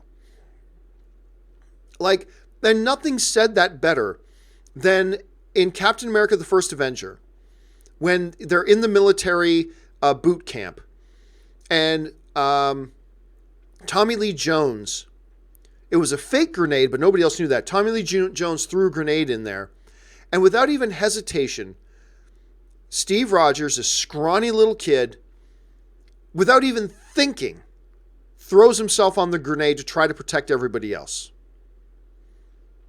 I mean, it's one thing when you've got the powers of the gods to do heroic things, but when you were Steve Rogers, he was a hero, which is why the doctor said, because a weak man knows the value of strength. And I love that character. He's always embodied that same sense of sacrifice, that same sense of what is right and wrong.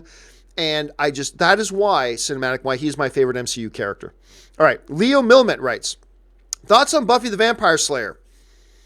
Depends on if you're talking about the movie or the television show. I'm just going to go out on a limb and guess you're talking about the television show. I thought Buffy the Vampire Slayer was good. I am one of these rare guys, though, that I actually preferred Angel, the spinoff. I preferred Angel over Buffy. And whenever I say that in certain circles, everybody looks at me like I'm some kind of creepy weirdo. I was like, what? But yeah, I preferred Angel. I just thought it was a better show. But by the way, speaking of Buffy and Angel, Spike from those shows is now he's a dad in Runaways. But the world keeps spinning, right? I thought it was fine. I like Buffy the Vampire Slayer. It was good. I just thought Angel was better. That's just me. Gerald Quinata writes, Robert Whittaker is out of tonight's UFC. Damn it. Yeah, I know. We've been talking about that. Me and Dennis have been texting back and forth about what the hell does this mean? What are we going to do? Blah, blah. It's unfortunate. Really unfortunate. Roman Bryant writes, which would make more likely happened? Spielberg direct a Bond, Star Wars, or MCU? Whew. Honestly, because of I would say Star Wars. Because there's already such a close familial relationship between Steven Spielberg and Star Wars. With his relationship with George Lucas, he's contributed to other Star Wars films. I think that's the most likely.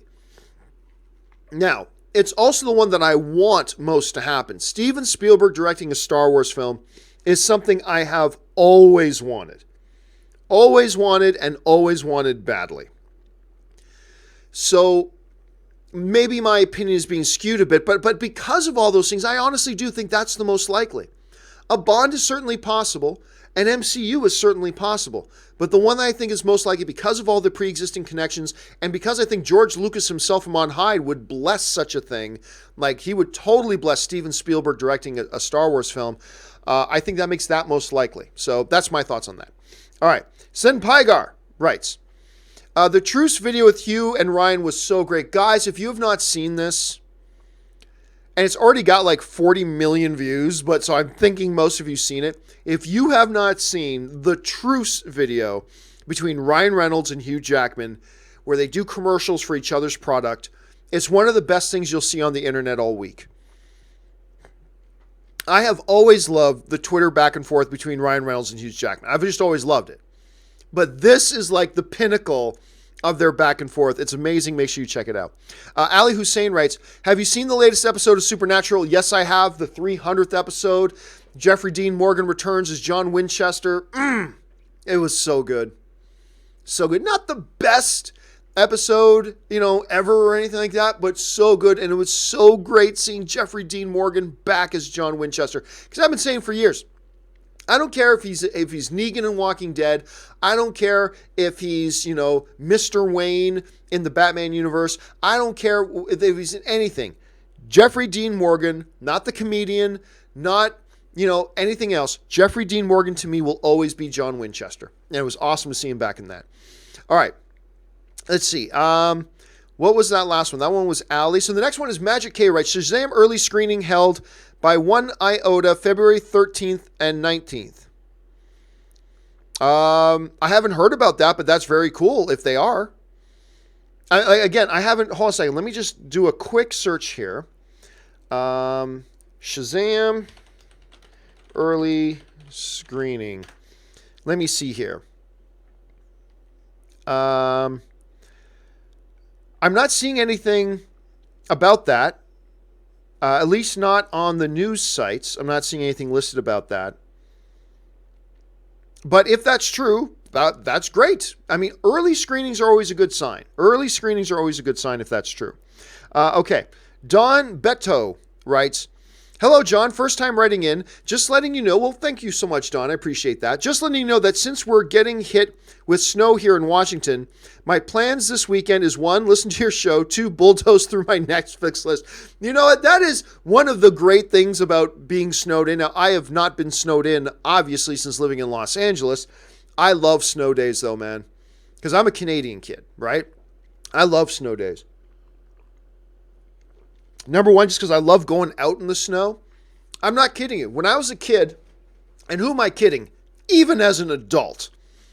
Because at the Campea Ranch, when I'd be out at the Campea Ranch in the winter, and the snow, and there's a big, heavy snowstorm, I may have, even as a man in my 30s, gone out and walked in pretending I was on Hoth and just walking across the snow. And I love winter. And I know a lot of people look at me like I'm crazy. I say, I don't care. Winter is my favorite season of the year. I love winter. I love the snow. I love the cold. I love it. I love it. And then I go walking out in the evening with my wife, who is a born and raised California girl. And it's 63 degrees or 62 degrees outside. And she's bundled with 2 coats going, it's freezing. I'm like, honey, basic rule of thumb for us. If you can't see your breath, don't ever say it's freezing. Because then I take her to Canada, and then she knows what freezing is. We got up to Canada there. It in Celsius, got down. This was pretty mild. This was a pretty mild weather when we went to Canada this time, because it was like, got down to about -4, -5 Celsius. I don't know what that is in Fahrenheit. Do the calculation yourself. So it was fairly mild. But we were out there like 2 years ago. We went back, and it was like -25. And we were at Niagara Falls on New Year's Eve with it being -25. That was cold. Even this Canadian kid was like, this cold. And I lived in Saskatoon, Saskatchewan, Canada for a couple of years. And in the winter there, it get down to -40 for a couple of weeks. And if you're wondering, what's that in Fahrenheit? -40 in Celsius is -40 in Fahrenheit. That's where they meet up. And you're like, a lot of you guys are looking at your computers right now going, that's impossible. Human beings can't live in that kind of cold. I'm telling you, that's what we lived with in Saskatoon, Saskatchewan, Canada. If for a couple of weeks in the winter, it would hit like -40. Friend of mine, Dave Zebart, used to say, after -20, it's just math, which is kind of true. But hey, one of the great things about a snow day is just being able to cuddle and putting in some movies or binge watching some Netflix now, man. So good day spent, Don. All right, next one. Gerald Quintana writes, Israel or Anderson, I want Israel to win, but something is telling me Silva will pull it off. Feel bad for Kelvin and Rob. Thank you. I don't feel bad for Rob. I feel more bad for Gastelum. I feel more bad for him because he was getting his shot at the title. Guess what? Whitaker gets to keep his title now, no matter what. Oh, I got hurt. I better just keep my title and go somewhere. I'm not saying Whitaker's faking. I'm not saying that, but it's like the guy who's the real loser here is Gastelum. He was getting a shot at the UFC middleweight title, and now he doesn't. And he's the guy I feel most bad for. I'm not going to lie to you. I'm cheering for Anderson. I've never liked Anderson Silva, really, But once he became the veteran and the guy's just showing he can still do it, I start to cheer for him. So, not that I don't like Israel. Hey, The Last Stylebender is awesome, but I got to admit, I'm going to be cheering for Anderson. Probably the first time ever in my UFC cheer in life, I'm going to be cheering for Anderson.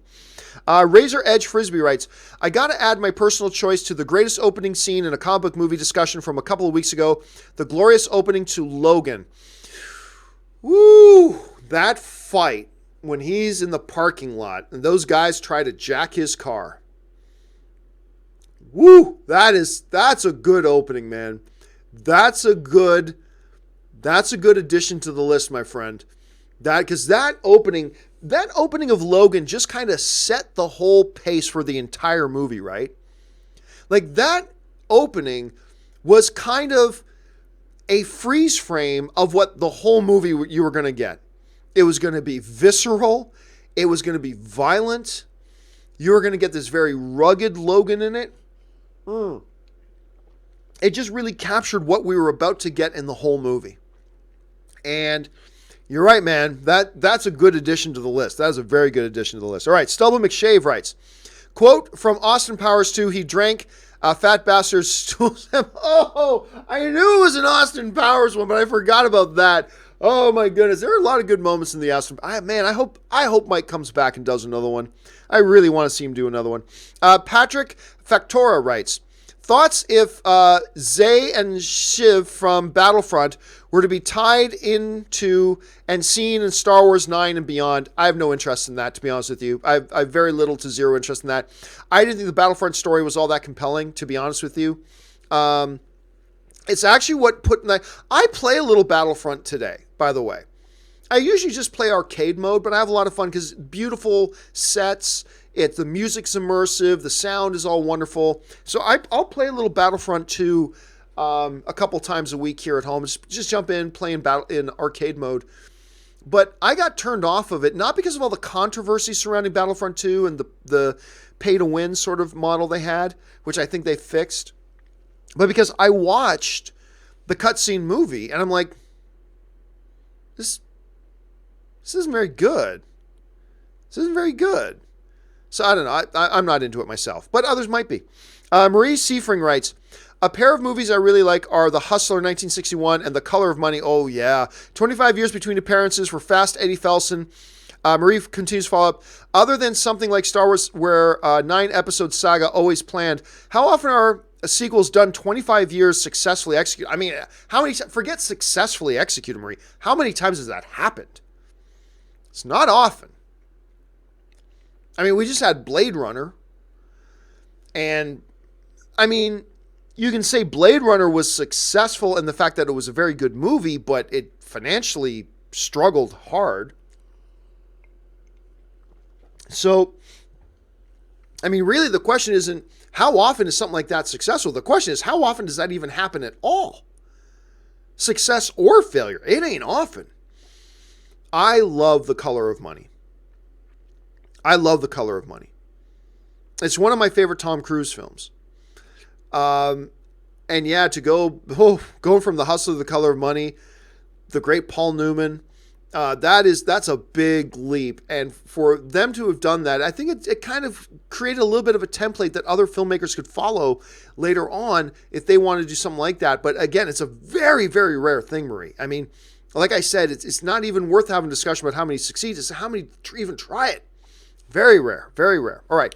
DAL writes, what cities and countries on your travel bucket list? For me, it's Los Angeles, New York, anywhere in Hawaii and Africa right now. Well, been to New York, been to Los Angeles. Obviously, I kind of live in Los Angeles. Rome. I'm Italian and I've never been to Italy. I still get a bunch of people write to me, John, sometimes people in the emails say Giovanni. Why do they say it? Well, Giovanni's actually my real name. My real name is Giovanni. I'm named after my grandfather. So Rome, Calabria, I want to go to. I always wanted to go to Israel. I've kind of lost, I don't know, there were many years I really wanted to go to Israel. The last 10 years, I've not really felt the itch to go there. But Rome, I'd say that's the big one for me is Rome. I've also never been to Hawaii. I'd like to go to Hawaii sometime, sure, but the real bucket list stuff for me, I gotta say, would probably be Rome. I'd love to see Rome. Okay. Alex Perez writes, last movie I saw with intermission was Jurassic Park 2, and it went on break when they were about to fall out of the bus on that cliff chased by dinos. That may not be the best part. Well, it's been a while since I've seen Jurassic Park 2. I got to imagine there may have been a better part, because to me, if I was, like, let's say they tried doing intermissions, right? To me,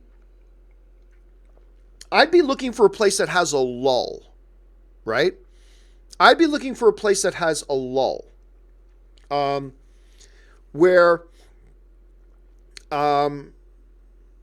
it's like, okay, an action beat has just now finished, and you're in a lull now. That to me would be the best place to do it. That seems like a really odd place to do. It's like, and then you stop.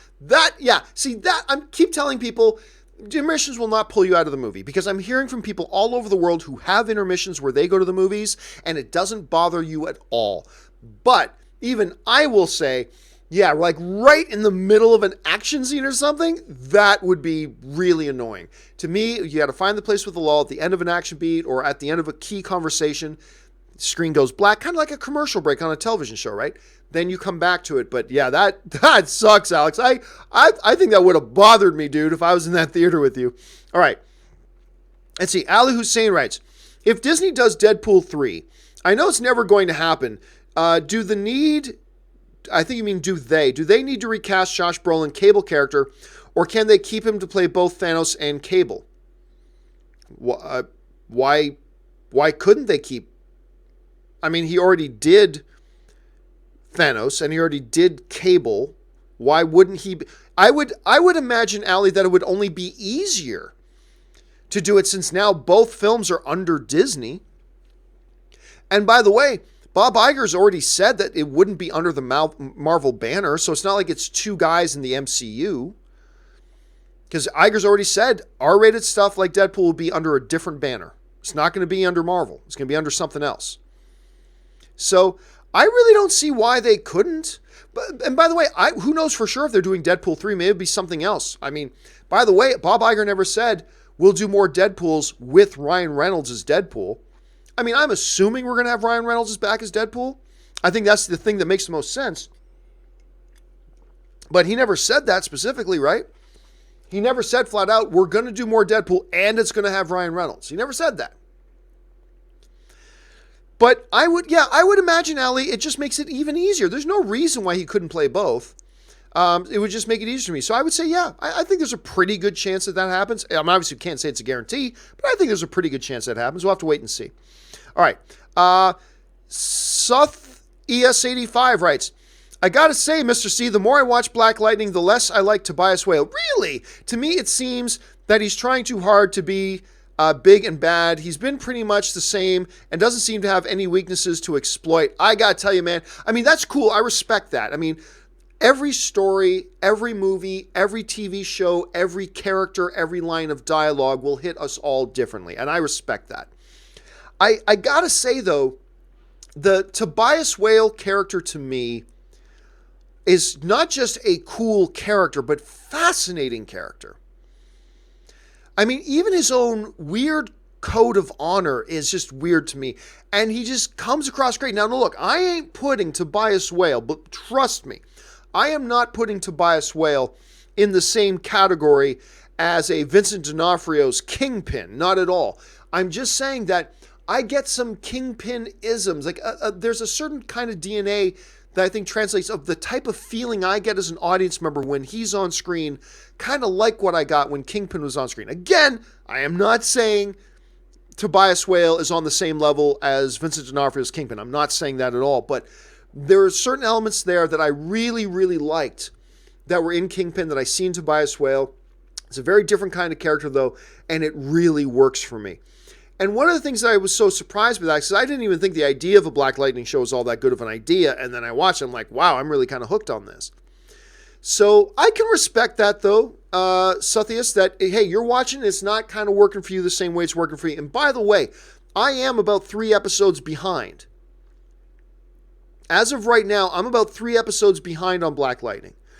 So who knows? Like maybe you're caught up and I'm not. And maybe once I watch the next 3 episodes, I might go, yeah, I don't like what they're doing with Tobias now. So maybe I'll have the same opinion as you once I get caught up. But right now I'm a little bit behind. But as of right now, I got to say I really do like the character a lot. But totally respect that it's not working for you as well. That's why we're all fans together. All right, thanks for sharing that, man. I really appreciate it. All right. Lorenzo Jones writes, John, what films are you most looking forward to? Well, I have to sit down and build out a list. Obviously, I'm looking forward to Endgame. Obviously, I'm looking forward to Lion King. Obviously, I'm looking forward to Star Wars Episode 9. Obviously, I'm looking forward to the new Tom Hanks, Mr. Rogers movie. These are all films that really stand out quite big to me for sure. GT86 Ben writes, would you rather see Zac Efron play the new Batman or the new Wolverine? Guys, I said on one of my shows about 3 years ago that I thought Zac Efron would make a great Wolverine. I stand by that. I do. The dude's a terrific actor. He is a great actor. And as of the last couple of years, the guy is ripped to hell. This dude is ripped to hell. Look, the movie Baywatch that he was in with The Rock was god awful. That movie sucked. But if you're trying to get a guy who can look somewhat as impressive as Hugh Jackman did as Wolverine, I'm telling you what, Zac Efron's your guy. That dude he's got a bodybuilder's physique now. Because it's not just mass, he is ripped, like absolutely ripped. And I think he's a great actor, which is the most important thing. I think he's a terrific actor. So I'll go Wolverine. I see a better fit for him as Wolverine than I do as Batman. I do. I mean, look, I'd be fine with either, but I would prefer Wolverine. Stelma McShave writes, does It 2 have the best cast of any horror movie? I don't know. It's a very, very good cast. Let's say that. It's a very, very good cast. It's certainly one of the most impressive casts we can think of in a while.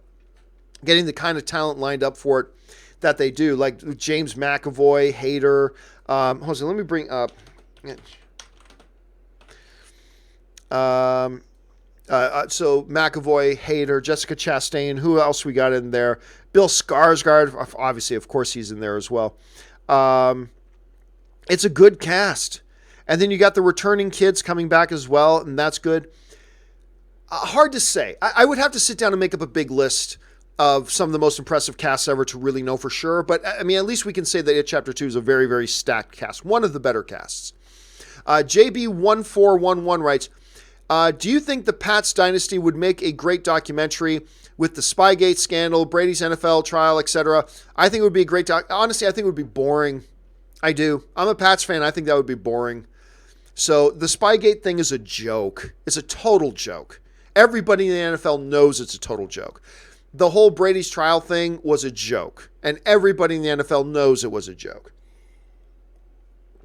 And honestly, besides that, there's not a lot interesting about it. I'm a big fan of the Patriots, but there's not much interesting there.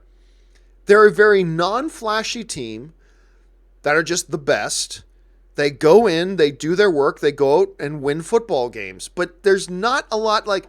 Brady's not some flashy personality that I think would make an interesting movie.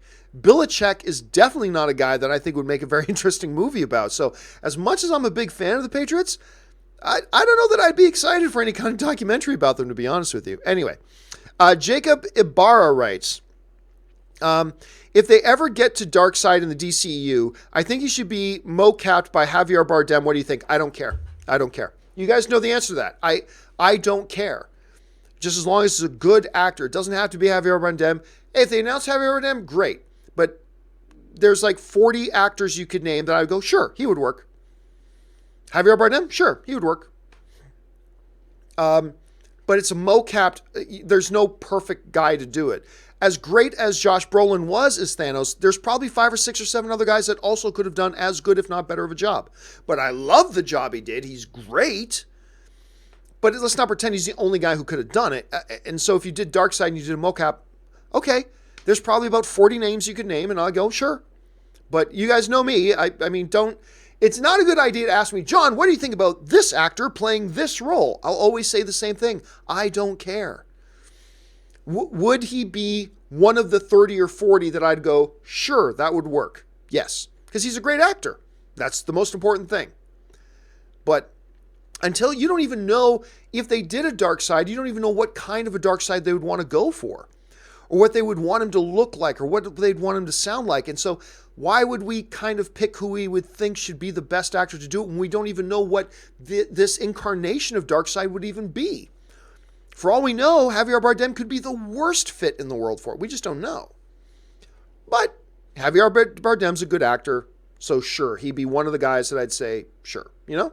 Anyway, here's just hoping, Jacob, that at some point, this new rendition of the DCEU can be successful enough that maybe we actually get to see Darkseid at some point.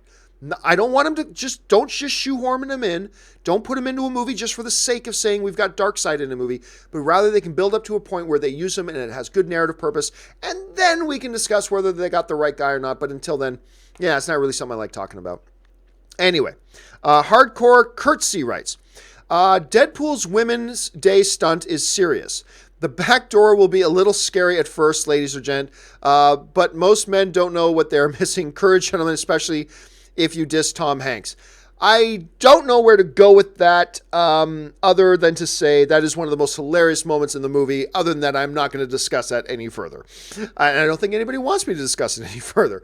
Jacob Bartley writes, my favorite Woody Allen film is Match Point. You know what? I think off camera, maybe it was on camera, but I think it was off camera. I think me and Robert Meyer Burnett were talking about that the other day, and I think he said the same thing. I think he said Match Point might be his favorite. Anyway, my personal favorite Woody Allen film is Vicky Cristina Barcelona, but whatever. What do you think of it? It started my lifelong crush on ScarJo, my Jennifer Garner. Oh, I like Match Point. I do. Not my favorite one. Like, it's not, to me, it's not as good as Vicky Cristina Barcelona. Hold a second. Not as good as Vicky Cristina Barcelona. Certainly not as good as Annie Hall. Annie Hall is probably fundamentally his best film. And I believe Annie Hall won Best Picture of the Year. Hold on a second here. Let me just look this up. And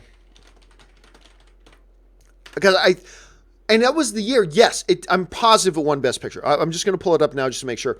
But it was in the Oscars. It was nominated against Star Wars. Annie Hall was nominated against Star Wars. And yes, it did win Best Picture, Best Actress for Diane Keaton, Best Director for Woody Allen, and Best Writing for Woody Allen. And Woody Allen was also nominated for Best Actor in your leading role for it. Annie Hall is like, to me, that's his quintessential film. I still prefer Vicky Cristina Barcelona. But Annie Hall is like, it's like the gold standard of his films. It's the one that beats Star Wars for Best Picture at the Academy. But yes, I like Match Point. I do like Match Point very much. Not my top 3 or 4, but definitely like it, man. KW Garrett 83 writes, have you seen Weird Science? Of course I've seen Weird Science. I was a kid of the 80s. I think you created Anne in a lab. She runs a toy company, plays Dungeons and Dragons, likes cosplay, and is super smart. Clearly a nerd fantasy. Dude, I'll tell you what. I pinch myself all the time. You know, it's always cool as a husband to be able to brag about your wife a little bit. And I'll tell you what, I'll brag about Anne all the time. Not only is she like ridiculously beautiful, incredibly smart, super ambitious and driven. She's a senior person over at Hasbro. She's gone back to school right now, pursuing her second master's degree. I don't have one. She's going after her second one. Second master's degree. So she's doing that right now at USC. And she cosplays, and she reads comic books, and she loves the UFC, and she loves Star Wars. Palpatine is her favorite Star Wars character. And she's our dungeon master for our Dungeons and Dragons group. And on and on and on. Yes, it almost, honestly, if you guys hadn't met her, if I haven't introduced her to you many times on the show, you would think I was making her up, wouldn't you? I know I do. I still expect someday to wake up and realize I've been living in a Fight Club kind of world where, no, this whole time Anne's been a figment of my imagination. That's what I expect to wake up to someday. But nope, she's real. She's real. And yes, I'm punching above my weight class a little bit. And it is a little bit like I'm living in a weird science kind of world. Gopple G writes, John, what is this win a goldfish here thing? I honestly don't know, other than it has something to do with Christian, had something to do with the creation of it. Other than that, I really don't know. But I've seen it. A couple of people put on my Twitter feed once or twice.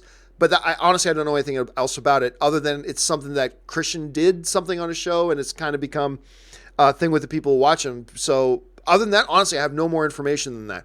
Let's see. Aussie Nerd. Where did Aussie Nerd go? There he goes.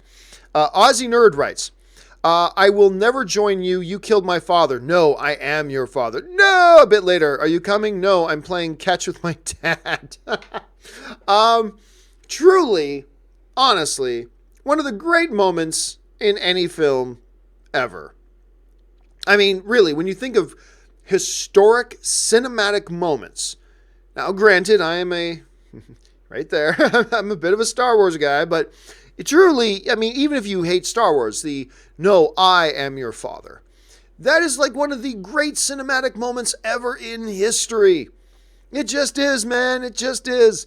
Santez Henderson writes, hey, all, I wanted to tell you that the Snyder Cut does exist. I just saw it on Earth 2, and it got nominated for 23 Oscars and wins 42. Oh, my God, so good. Yeah, I still can't believe. I mean, the Snyder Cut people are right up there with the Flat Earth people. And if you're one of those Flat Earth people, what I just said offends you, too bad. But, yeah, honestly, I put the Snyder Cut people just a little bit above Flat Earthers, but yeah, I like that. It's just on Earth 2. Got nominated for 23 awards and won 42. Oh my God, so good. Thank you, Santez. I put a smile on my face. I appreciate that. Let's see. Mark Lemming writes, hey, John, first time using Super Chat. Well, thanks so much, Mark. I appreciate that. Been a fan since the AMC days and times that you're right about things. Cough, Aquaman making $1 billion. Cough. I mean, that was one of the big ones, man. And the funny thing is but by the way, it's not just Aquaman. It's also Venom. Because, and the weird thing is, I've always been pretty good with box office, but 2018 was easily my best year. Like my nailing it rate was pretty high, but oh my God. When it came down to two of the bigger ones, did I miss by a mile? Because yeah, there was the Aquaman thing that I said it wouldn't make $1 billion. But I also said it wouldn't even make $800 million. So it's worse than me just saying it wasn't going to make $1 billion. I said it wouldn't even make $800 million. I said on an open mic back in June that I thought the ceiling for an Aquaman is $700 million. That's the ceiling. It is not going to make 800, and it is certainly not going to make $1 billion. Well, it flew by 800, and it got across $1 billion. So, I mean, there's that. But it's not just Aquaman. Like, real close to that was Venom. Venom, another, like, I always thought Aquaman would be a success. I told everybody from day one, this movie will be successful. But I thought success was like 500 or 600 million with an absolute ceiling of 700. I never thought it would get to 800, let alone $1 billion. And then there was Venom, which I also said, I believe Venom will be successful and that it doesn't need Spider-Man in it to be successful, because you had all these people, Venom will never succeed without Spider-Man in it. And, yeah, well, apparently it does. But even though I thought it would be successful, I never thought it would hit 800 million. Never thought it would hit 800 million. Never. And it did.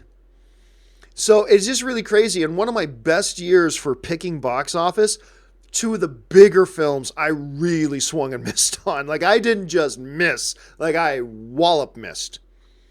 Because somebody tried to, and I appreciate it, somebody tried to defend me once, say, okay, look, John didn't say it would hit $1 billion. It made 1.1. So he really wasn't off by much. And I thanked the person on Twitter who was trying to defend me, but I said, but the reality is I didn't just say it would not hit $1 billion. I said it wouldn't hit 800 million. So I actually missed by like over $300 million. That ain't a small amount. I swung and missed by a mile on the Aquaman thing. I got about 110 others really, really close or really, really correct or like bang on. But Yeah, Venom, I missed that by a mile. I thought Venom would be successful at about 500 million, made over 800. I thought maximum Aquaman would get was 700, hits 1.1. So I didn't just miss on those dudes. I mean, I didn't just swing and miss. I like swung in the wrong park. Like the game was at Wrigley Field and I was at the Rogers Center in Toronto swinging when they were playing the game at Wrigley Field in Chicago. Like I didn't just swing and miss. I was in the wrong time zone on those ones. Anyway, Nate Smith writes, started Lucifer, wife rewatch multiple times. Dude, I love that show. I mean, you guys have heard me talk so much about Lucifer, why I love that show. By the way, have they announced when Lucifer comes back? Let me just, Lucifer Netflix air date. When does it come back? I guess they still haven't quite said, have they? I don't, like, I know they're done shooting Lucifer season 4. I know they're done. Oh God, I cannot wait for that show to come back. I rewatch that all the time. I love that show. If you haven't started watching Lucifer, watch Lucifer. It's fantastic. All right. Let's see here. Santez Henderson writes, finally saw Amistad, my favorite Steven Spielberg film is Amistad. Love that movie. Finally saw Amistad, highly recommended. Hopkins is great, and so is Matt McConaughey. He really is. And hey, it was a young Chiwetel Ejiofor, and of course, it's the movie that introduced everybody to Djimon Hounsou. Djimon Hounsou, who was just in Aquaman, although you didn't see him, he just did the voice of the one of the kings. But he's also going to be in Captain Marvel. So hold on a second. Let me just bring it up here. So you had Djimon Hounsou, and that was his real introduction to everybody. Morgan Freeman, don't forget, was in that film. Anthony Hopkins, Matthew McConaughey, Stellan Skarsgård. Oh, I forgot about Stellan Skarsgård being in there. A younger Chiwetel Ejiofor. I mean, it's a stacked cast. It is my absolute all-time, with all the great films that Steven Spielberg has done, Amistad to this day remains my favorite Steven Spielberg film. I love that. And I'm glad you had a chance to watch it, Santez. All right, Hector Jeter writes, where are we at? Hector Jeter writes, got the 4K Steelbook for How to Train Your Dragon 1 and 2. Nice. And saw them for the first time and loved it. Now I'm ready for the third. Can't wait. It is, you know, I've mentioned this before, Hector, but going into the first How to Train Your Dragon, expectations were not high. It's like, oh, somebody else trying to be Pixar, but you ain't going to be Pixar. And then I saw How to Train Your Dragon. And I adore that movie. And then the second one comes out, and you could make an argument that the second one exceeds the first one. I'm not saying it does, but you could make an argument that maybe it does. And then this third one came out, and I don't think the third one is as good as 1 and 2, but wow, it's still really good. It's not as good as 1 and 2, but still really good. And the last 15 minutes, my review was up on the channel, but the last 15 minutes of How to Train Your Dragon 3 are the best 15 minutes of the entire trilogy. They wrap up this trilogy so perfectly. It is emotionally satisfying. It narratively makes sense. It's just a perfect ending to the series. And they have said this is the end of the series. But yeah, man, that's a good way to watch it for the first time. And I'm very excited for you to see How to Train Your Dragon 3. All right. Joe Clem15 writes, is Star Wars fantasy, fairy tale, sci-fi, or action? I see it as a sci-fi action film. Primarily sci-fi, with a secondary thing of action. Now, you can certainly make an argument for fantasy. I don't think fairy tale fits into it at all. But to me, and there's good arguments to be had here, Joe Clem. There's good arguments to be had. But for me, when I think of Star Wars, my first thought is it's sci-fi. It's got action. There's some fantasy elements. But when I think of it, I just go right to sci-fi. But maybe other people can make an argument for going another way. Hardcore Curtsy writes, I'm sorry, last chat was crude. Oh, okay. Stinks to be so right, but I'm in the wrong. Still, ladies with a strap-on have much fun as a guy given a lightsaber. Again, I cannot comment on that, nor will I comment on that. But hey, man, whatever floats your boat. Celebrate National Women's Day. All right. Hector Jeter writes, best part about going to the movies, popcorn. Dude, I'm telling you, I walk into a theater and I never have popcorn. I'm not one of these guys. I don't even make popcorn when I watch movies at home. I do not eat popcorn at home. Now, yesterday was a little bit different. Anne came home with a bunch of caramel corn packages. And I snacked. That's more like candy to me than anything else. So I snacked on that. But other than that, like, I never have popcorn at home. Not when I'm sitting down to watch movies. But when I walk into a movie theater, I've described it before as a Pavlovian response. My mouth starts to water. I just start to yearn for popcorn. It's weird. I don't know why. That's just something about me. Hardcore Curtsy writes, consider the filthy brat. Love you, sir. You certainly did bring some filthy hardcore, no doubt. And thank you, man. I appreciate that. Enrique305 just sends a super chat. Thank you, Enrique. I'm upset writes, over under 25% Morbius and or Craven will appear in Venom 2. You know what? Until we at least see Morbius, it's hard to say.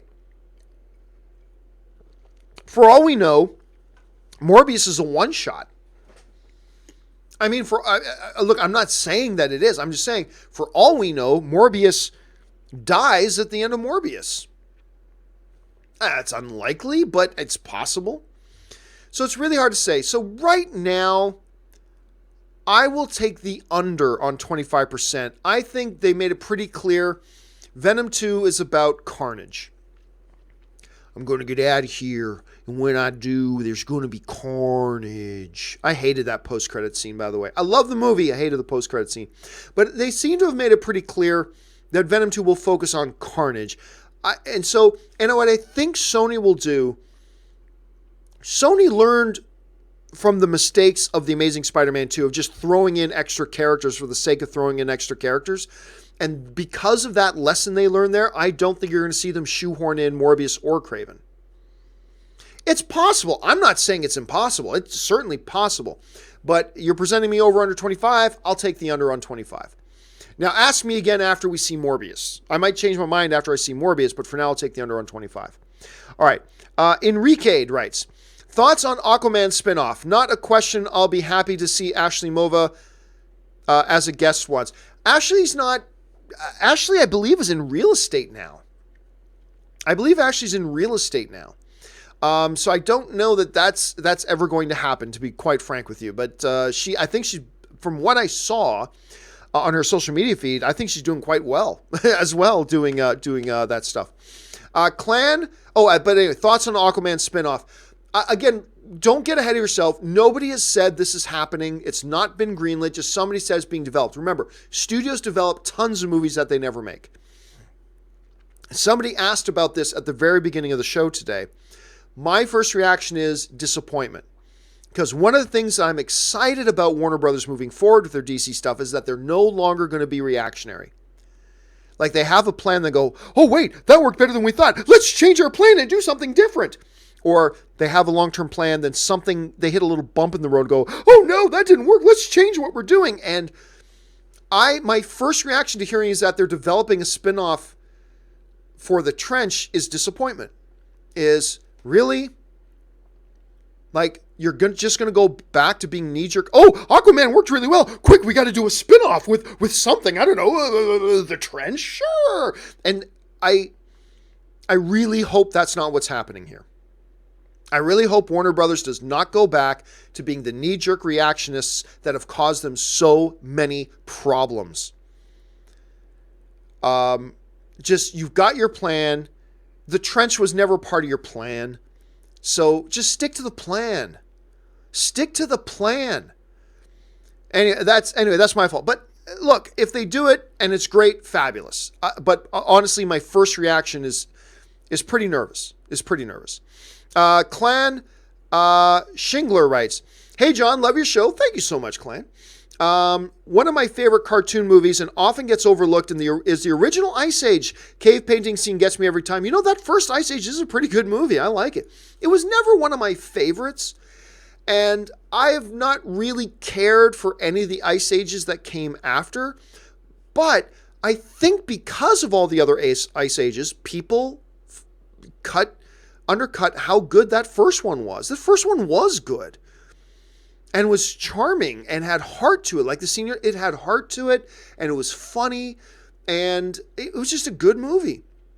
And I think some people forget, and I understand why, but I think some people forget about just how quality that first one was because it's cluttered by all those sequels they did that really weren't all that good for the most part. But yeah, I'm in complete agreement with you, Clan. I think that first one is a little bit underrated. It's a quality film. Never been one of my favorites per se, but a quality, solid film for sure, in my opinion. All right, let's move on here. Mike Thompson writes, wanted to ask you a question that you've never been asked before. Was Joseph Gordon... was Joseph Gordon... I tell you what, man. That was...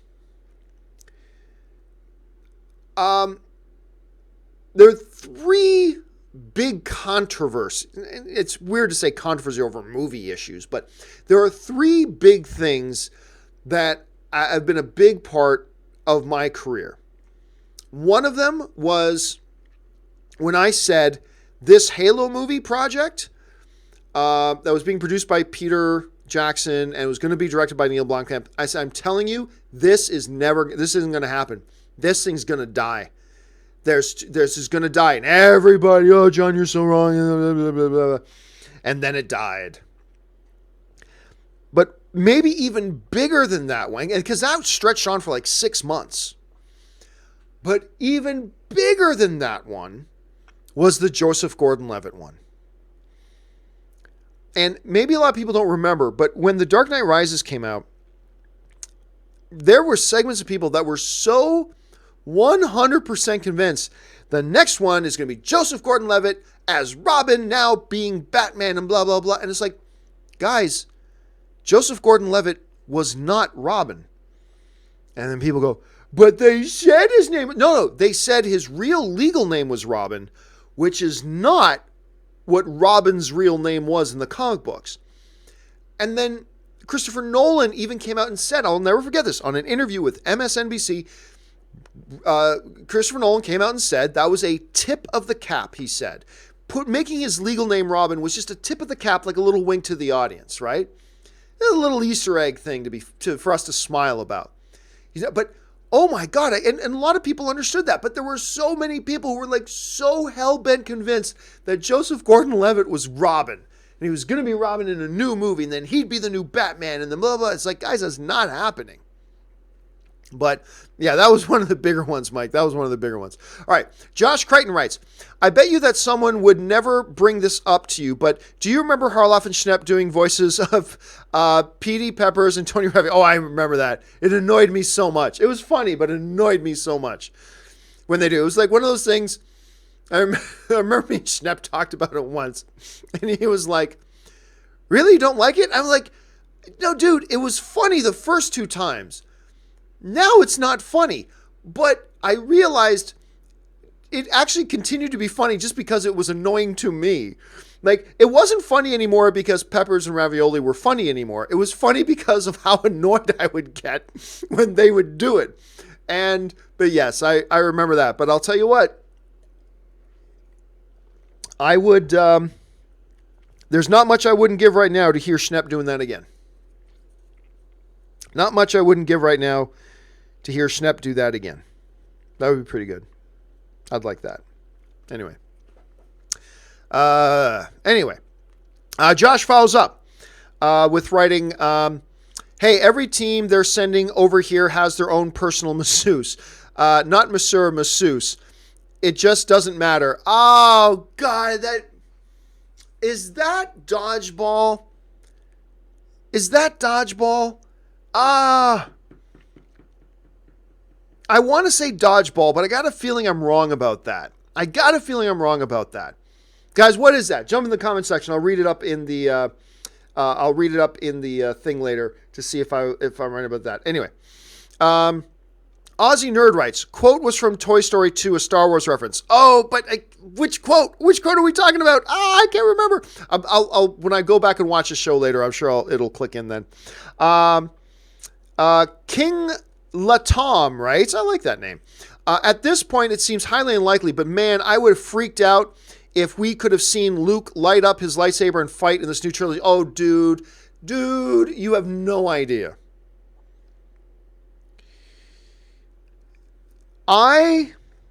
If at some point in The Last Jedi, Luke was standing around and like one of those First Order transport ships landed and 50 stormtroopers came out ready to attack Luke, and Luke would have stood there in front of all of them and just pulled out his lightsaber and started going to town on some fools, I would have cried, peed, vomited, dropped my pants, and defecated all at the same time in that theater had that happen. Now, look, as all things said, I love what they did with Luke in the movie. I do. I love what they did. I have my issues with The Last Jedi, but what they did with Luke, I thought was perfect.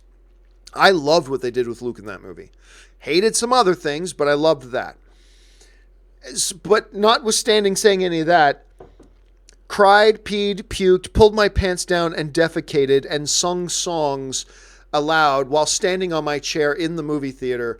I would have lost control of every bodily function. It just would have been, I'm not going to lie to you, it would have been the supreme moment ever for me watching movies. It would have been the ultimate moment of me watching movies ever, was to have seen that happen. So maybe y'all should be grateful that didn't happen, because that would have been quite a sight to see me doing all that. All right. Mark Lemming writes, we all have our days when we were wrong about the obvious things. Question, would you put How to Train Your Dragon and I don't know what KFP is above the Toy Story trilogy? No. How to Train Your Dragon is a very special trilogy. By the way, guys, please don't put in acronyms because I don't know what you're talking about with KFP. But at any rate, No, it's not in the same league as Toy Story. It's great. I adore it, but no, not in the same league as Toy Story. Mark Leeming writes, it's Leeming, like C. Lee. I might have said Lemming. Mark Leeming. I'll try to remember that for next time, Mark.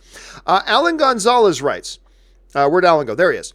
Alan Gonzalez writes, what do you think on that movie that we will never see called 100 Years coming out in 2115? Oh, I barely remember it. I remember there's some talking about something like that, but I don't remember. I'll say this. In principle, it's an interesting undertaking. It's an interesting undertaking, but I really don't know much more about it beyond that, other than to say that I think it's a pretty interesting undertaking. Why not? Joe Clem 15 writes, once upon a time, a young nobody and his robots joined a wizard and lone cowboy to rescue a princess from a warlock and his sorcerer. Fairy tale. Well, I mean, come on, Joe. I mean, you can phrase almost anything in a way to make it sound like something else. And when you put it like that, and by the way, that's a pretty freaking brilliant way to put it. Once upon a time, a young nobody and his robots joined a wizard and a lone cowboy to rescue a princess and you forgot, and his talking dog. A lone cowboy and his talking giant dog to rescue a princess from a warlock and his sorcerer. Fairy tale. So that is a pretty great way you put that. But my point is, you can word almost anything. And if you word it as creatively as you just worded it, you can make it sound like a fairy tale. But yep, if you wanted to make Star Wars sound like a fairy tale, my friend, you just came up with the perfect way to write it, because that makes it sound like a fairy tale. All right, where are we at here? Kalen the Alien writes, have you ever had Pink's Hot Dogs in LA? Recommend? I have. And you know what? I used to live not terribly far from the main Pink's hot dog location. And I went there a few times with some friends. It's good. I prefer Doghouse, and house is spelled H-A-U-S, like house. I prefer Doghouse personally, but Pink's is great. It's a Los Angeles institution. If you get a chance to visit LA, I would suggest trying out Pink's. Yes, it is definitely worth trying out. Josh Crichton writes, it's the 1979 film Meatballs with Bill Murray. Oh, and I can't remember the quote you gave, but that sounds right. Meatballs is great. I love Meatballs. Thanks for sharing that, Josh. Mark Leeming, not Lemming, Leeming writes, with A-E being about, okay, Avengers Infinity War. Again, guys, please no acronyms. With Endgame being about the Avengers handling after the snap, do you think they will feature Thanos as much as they did in Infinity War, and will they make as much as they did in Infinity War? I don't think he will be featured as much in this movie. No. That doesn't mean he's not going to have a significant presence in the movie, but will he be like the lead character of this movie like he arguably was in Infinity War? I don't think so. He might, but I don't think so. Now, on to the billion or the $2 billion question, as it would be. Will it make as much as the first Infinity War? I don't know. $2 billion is a tough nut to crack. There is a reason only 4 films in cinematic history have made $2 billion. Just 4. Titanic, Avatar, Star Wars The Force Awakens, and the new one is, of course, Avengers Infinity War.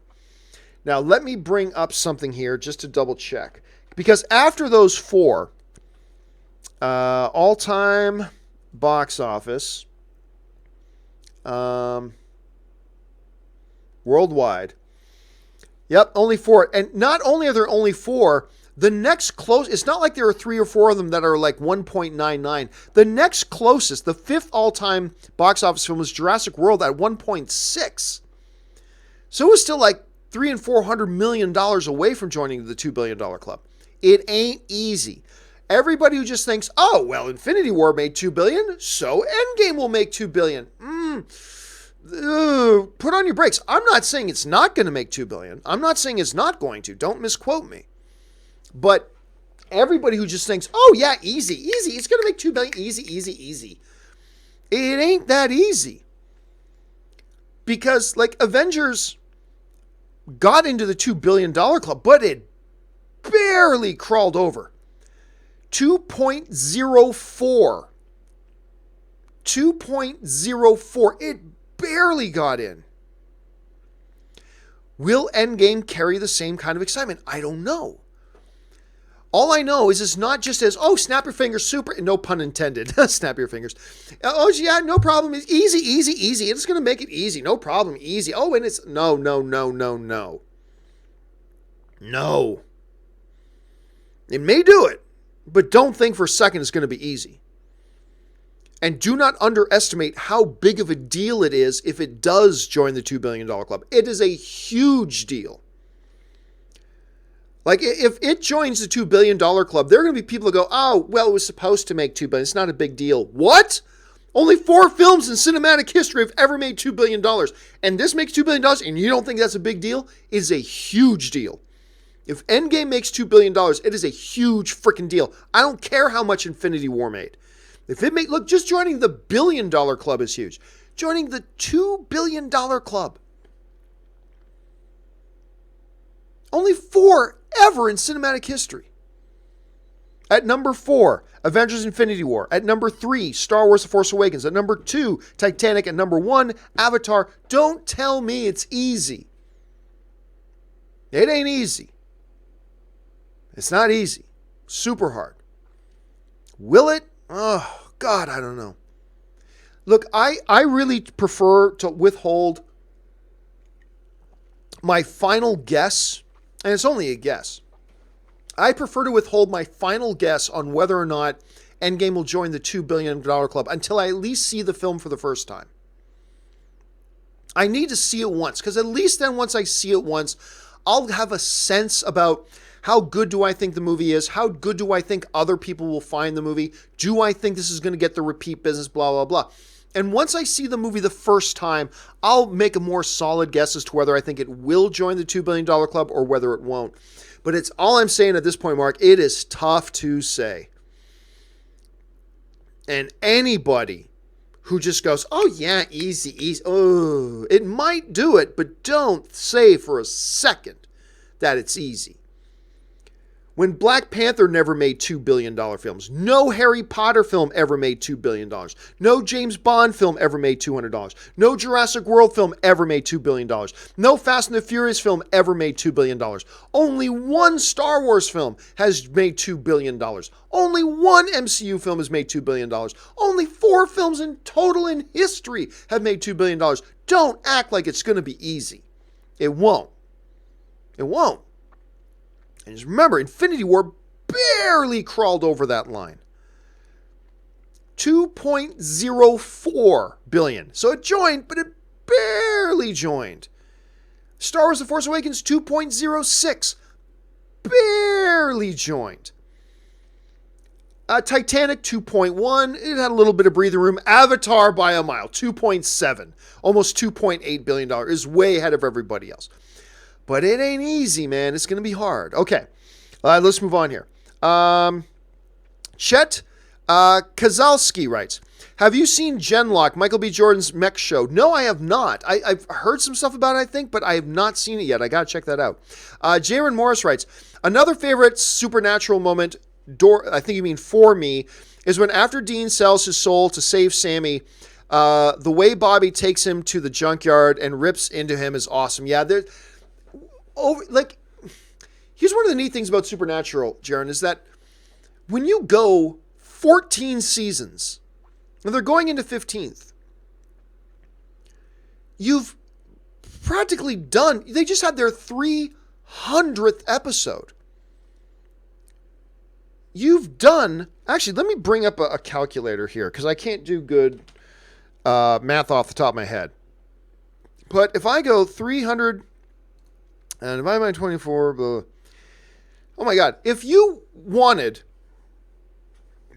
to watch Supernatural, the whole series, you would have to watch straight, nonstop, without sleeping or bathroom or eating breaks, 12 and a half days to get through Supernatural. 2 weeks with no bathroom, eating, or sleep breaks. It would take you almost 2 weeks just to get through the series Supernatural. That is ridiculous. But when you have that many episodes, when you have that much television, how do you keep the stakes feeling high? How do you keep it feeling emotional? And the way they have continued to do it has just been crazy impressive, like scenes like that. Oh, and by the way, how much do we all miss the Bobby character? I miss Bobby, man. I miss Bobby on that show a lot.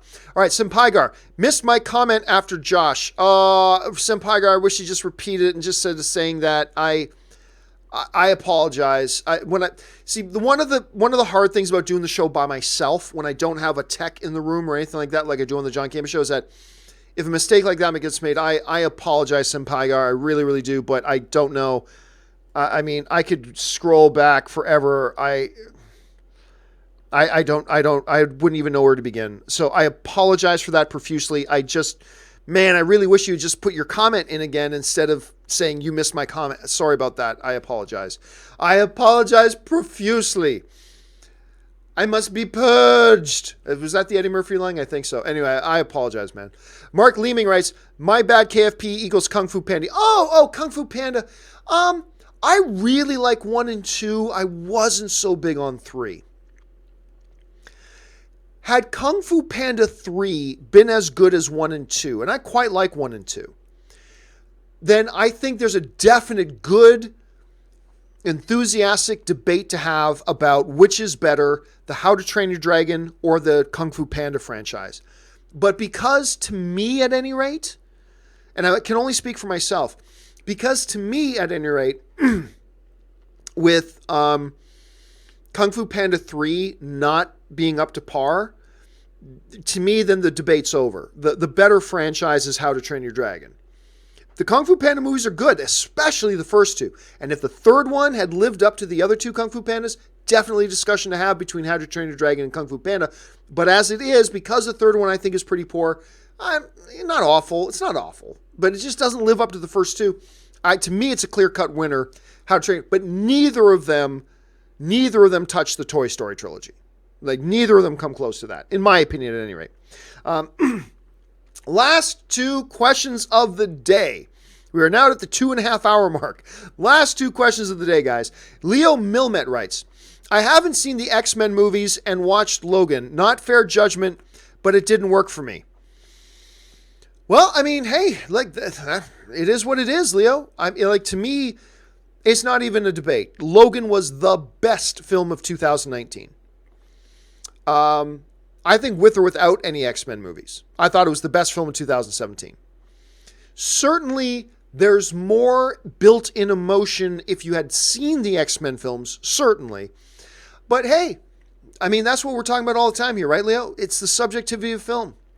Just because it worked for me doesn't mean it's going to work for you. And I mean, that sucks. I wish it worked for you. It is my favorite film of 2017. I thought it should have been nominated for and won Best Picture. At least it got nominated for Best Screenplay. But hey, didn't work for you on that level. That sucks, but that's film, man. That's film. All right, final question of the day, because my voice, I think you guys can hear it. It's almost gone. Comes to us from Jaron Morris again. So remember when Stone Cold drove the beer truck to the ring? That is one of the all-time great moments in wrestling. Like, when I think of professional wrestling, there are a couple of moments that come to mind. Shawn Michaels kicking Marty Jannetty through the barbershop window. All-time great moment. Andre the Giant coming out in Piper's Pit to defy and challenge Hulk Hogan for the heavyweight title. All-time great moment. Mankind and The Undertaker fighting in Hell in the Cell in the infamous one when he goes through the cage and lands on thumbtacks and gets thrown off the top of the cage in something that should have killed him. One of the all-time great moments. Stone Cold coming down to the ring in a beer truck. And there were a number of great moments in the Stone Cold Vince McMahon, stick it to the man era of stuff. But that was definitely one of the great moments for sure. All right. And Josh slips in one more with, ask your wife Ann for your birthday to get the Star Wars Archives 1977-1983 by Paul Duncan. It's about $150 on Amazon. You know what? Robert Meyer Burnett, he texted me just a few days ago saying, John, you have to buy this. And it was that. And he's been raving about it. He says it's the most awesome thing he's ever seen. And believe me, I've got it in my my orders list. I've got it tucked away on my orders list or my save for later list on Amazon because it looks like something I'm going to have to get and that I'm definitely going to have to buy. So thanks for bringing that up, Josh. All right, guys. That will do it for today's installment of Open Mic. Thank you so much, guys, for being here. I really appreciate it. And maybe I'll bring up my actual camera this time. I'm telling you, I'm just a disheveled mess today. Just a complete disheveled mess. Thank you so much for being here. Don't forget, guys, we're going to have another open mic tomorrow. Make sure you come back and join us for open mic then. We've got, for those of you who are Patreon supporters, yesterday, Friday, we put up the new episode of Best of the Week, so you can go and find that on the Patreon page. And don't forget, me, Ashley, and Robert will be back on Monday for the next installment of the John Campea Show. Cannot wait to have you guys there and join us. Guys, I live a charmed life. I get to, every day, get together with tens of thousands of other film fans and talk movies, and even on the weekends, I get to slip in here into my little home studio and talk to you guys about movies and all that kind of stuff, and it's just the best. So thanks so much for giving me a place to come and do this. Thank you guys for sending in all the questions and give us great stuff to talk about, and thank you for supporting the channel the way that you do. I simply wouldn't be here without it. Anyway, guys, that will do it for me for now. Thank you so much for being here. My name's John Campea, and until next time, bye-bye.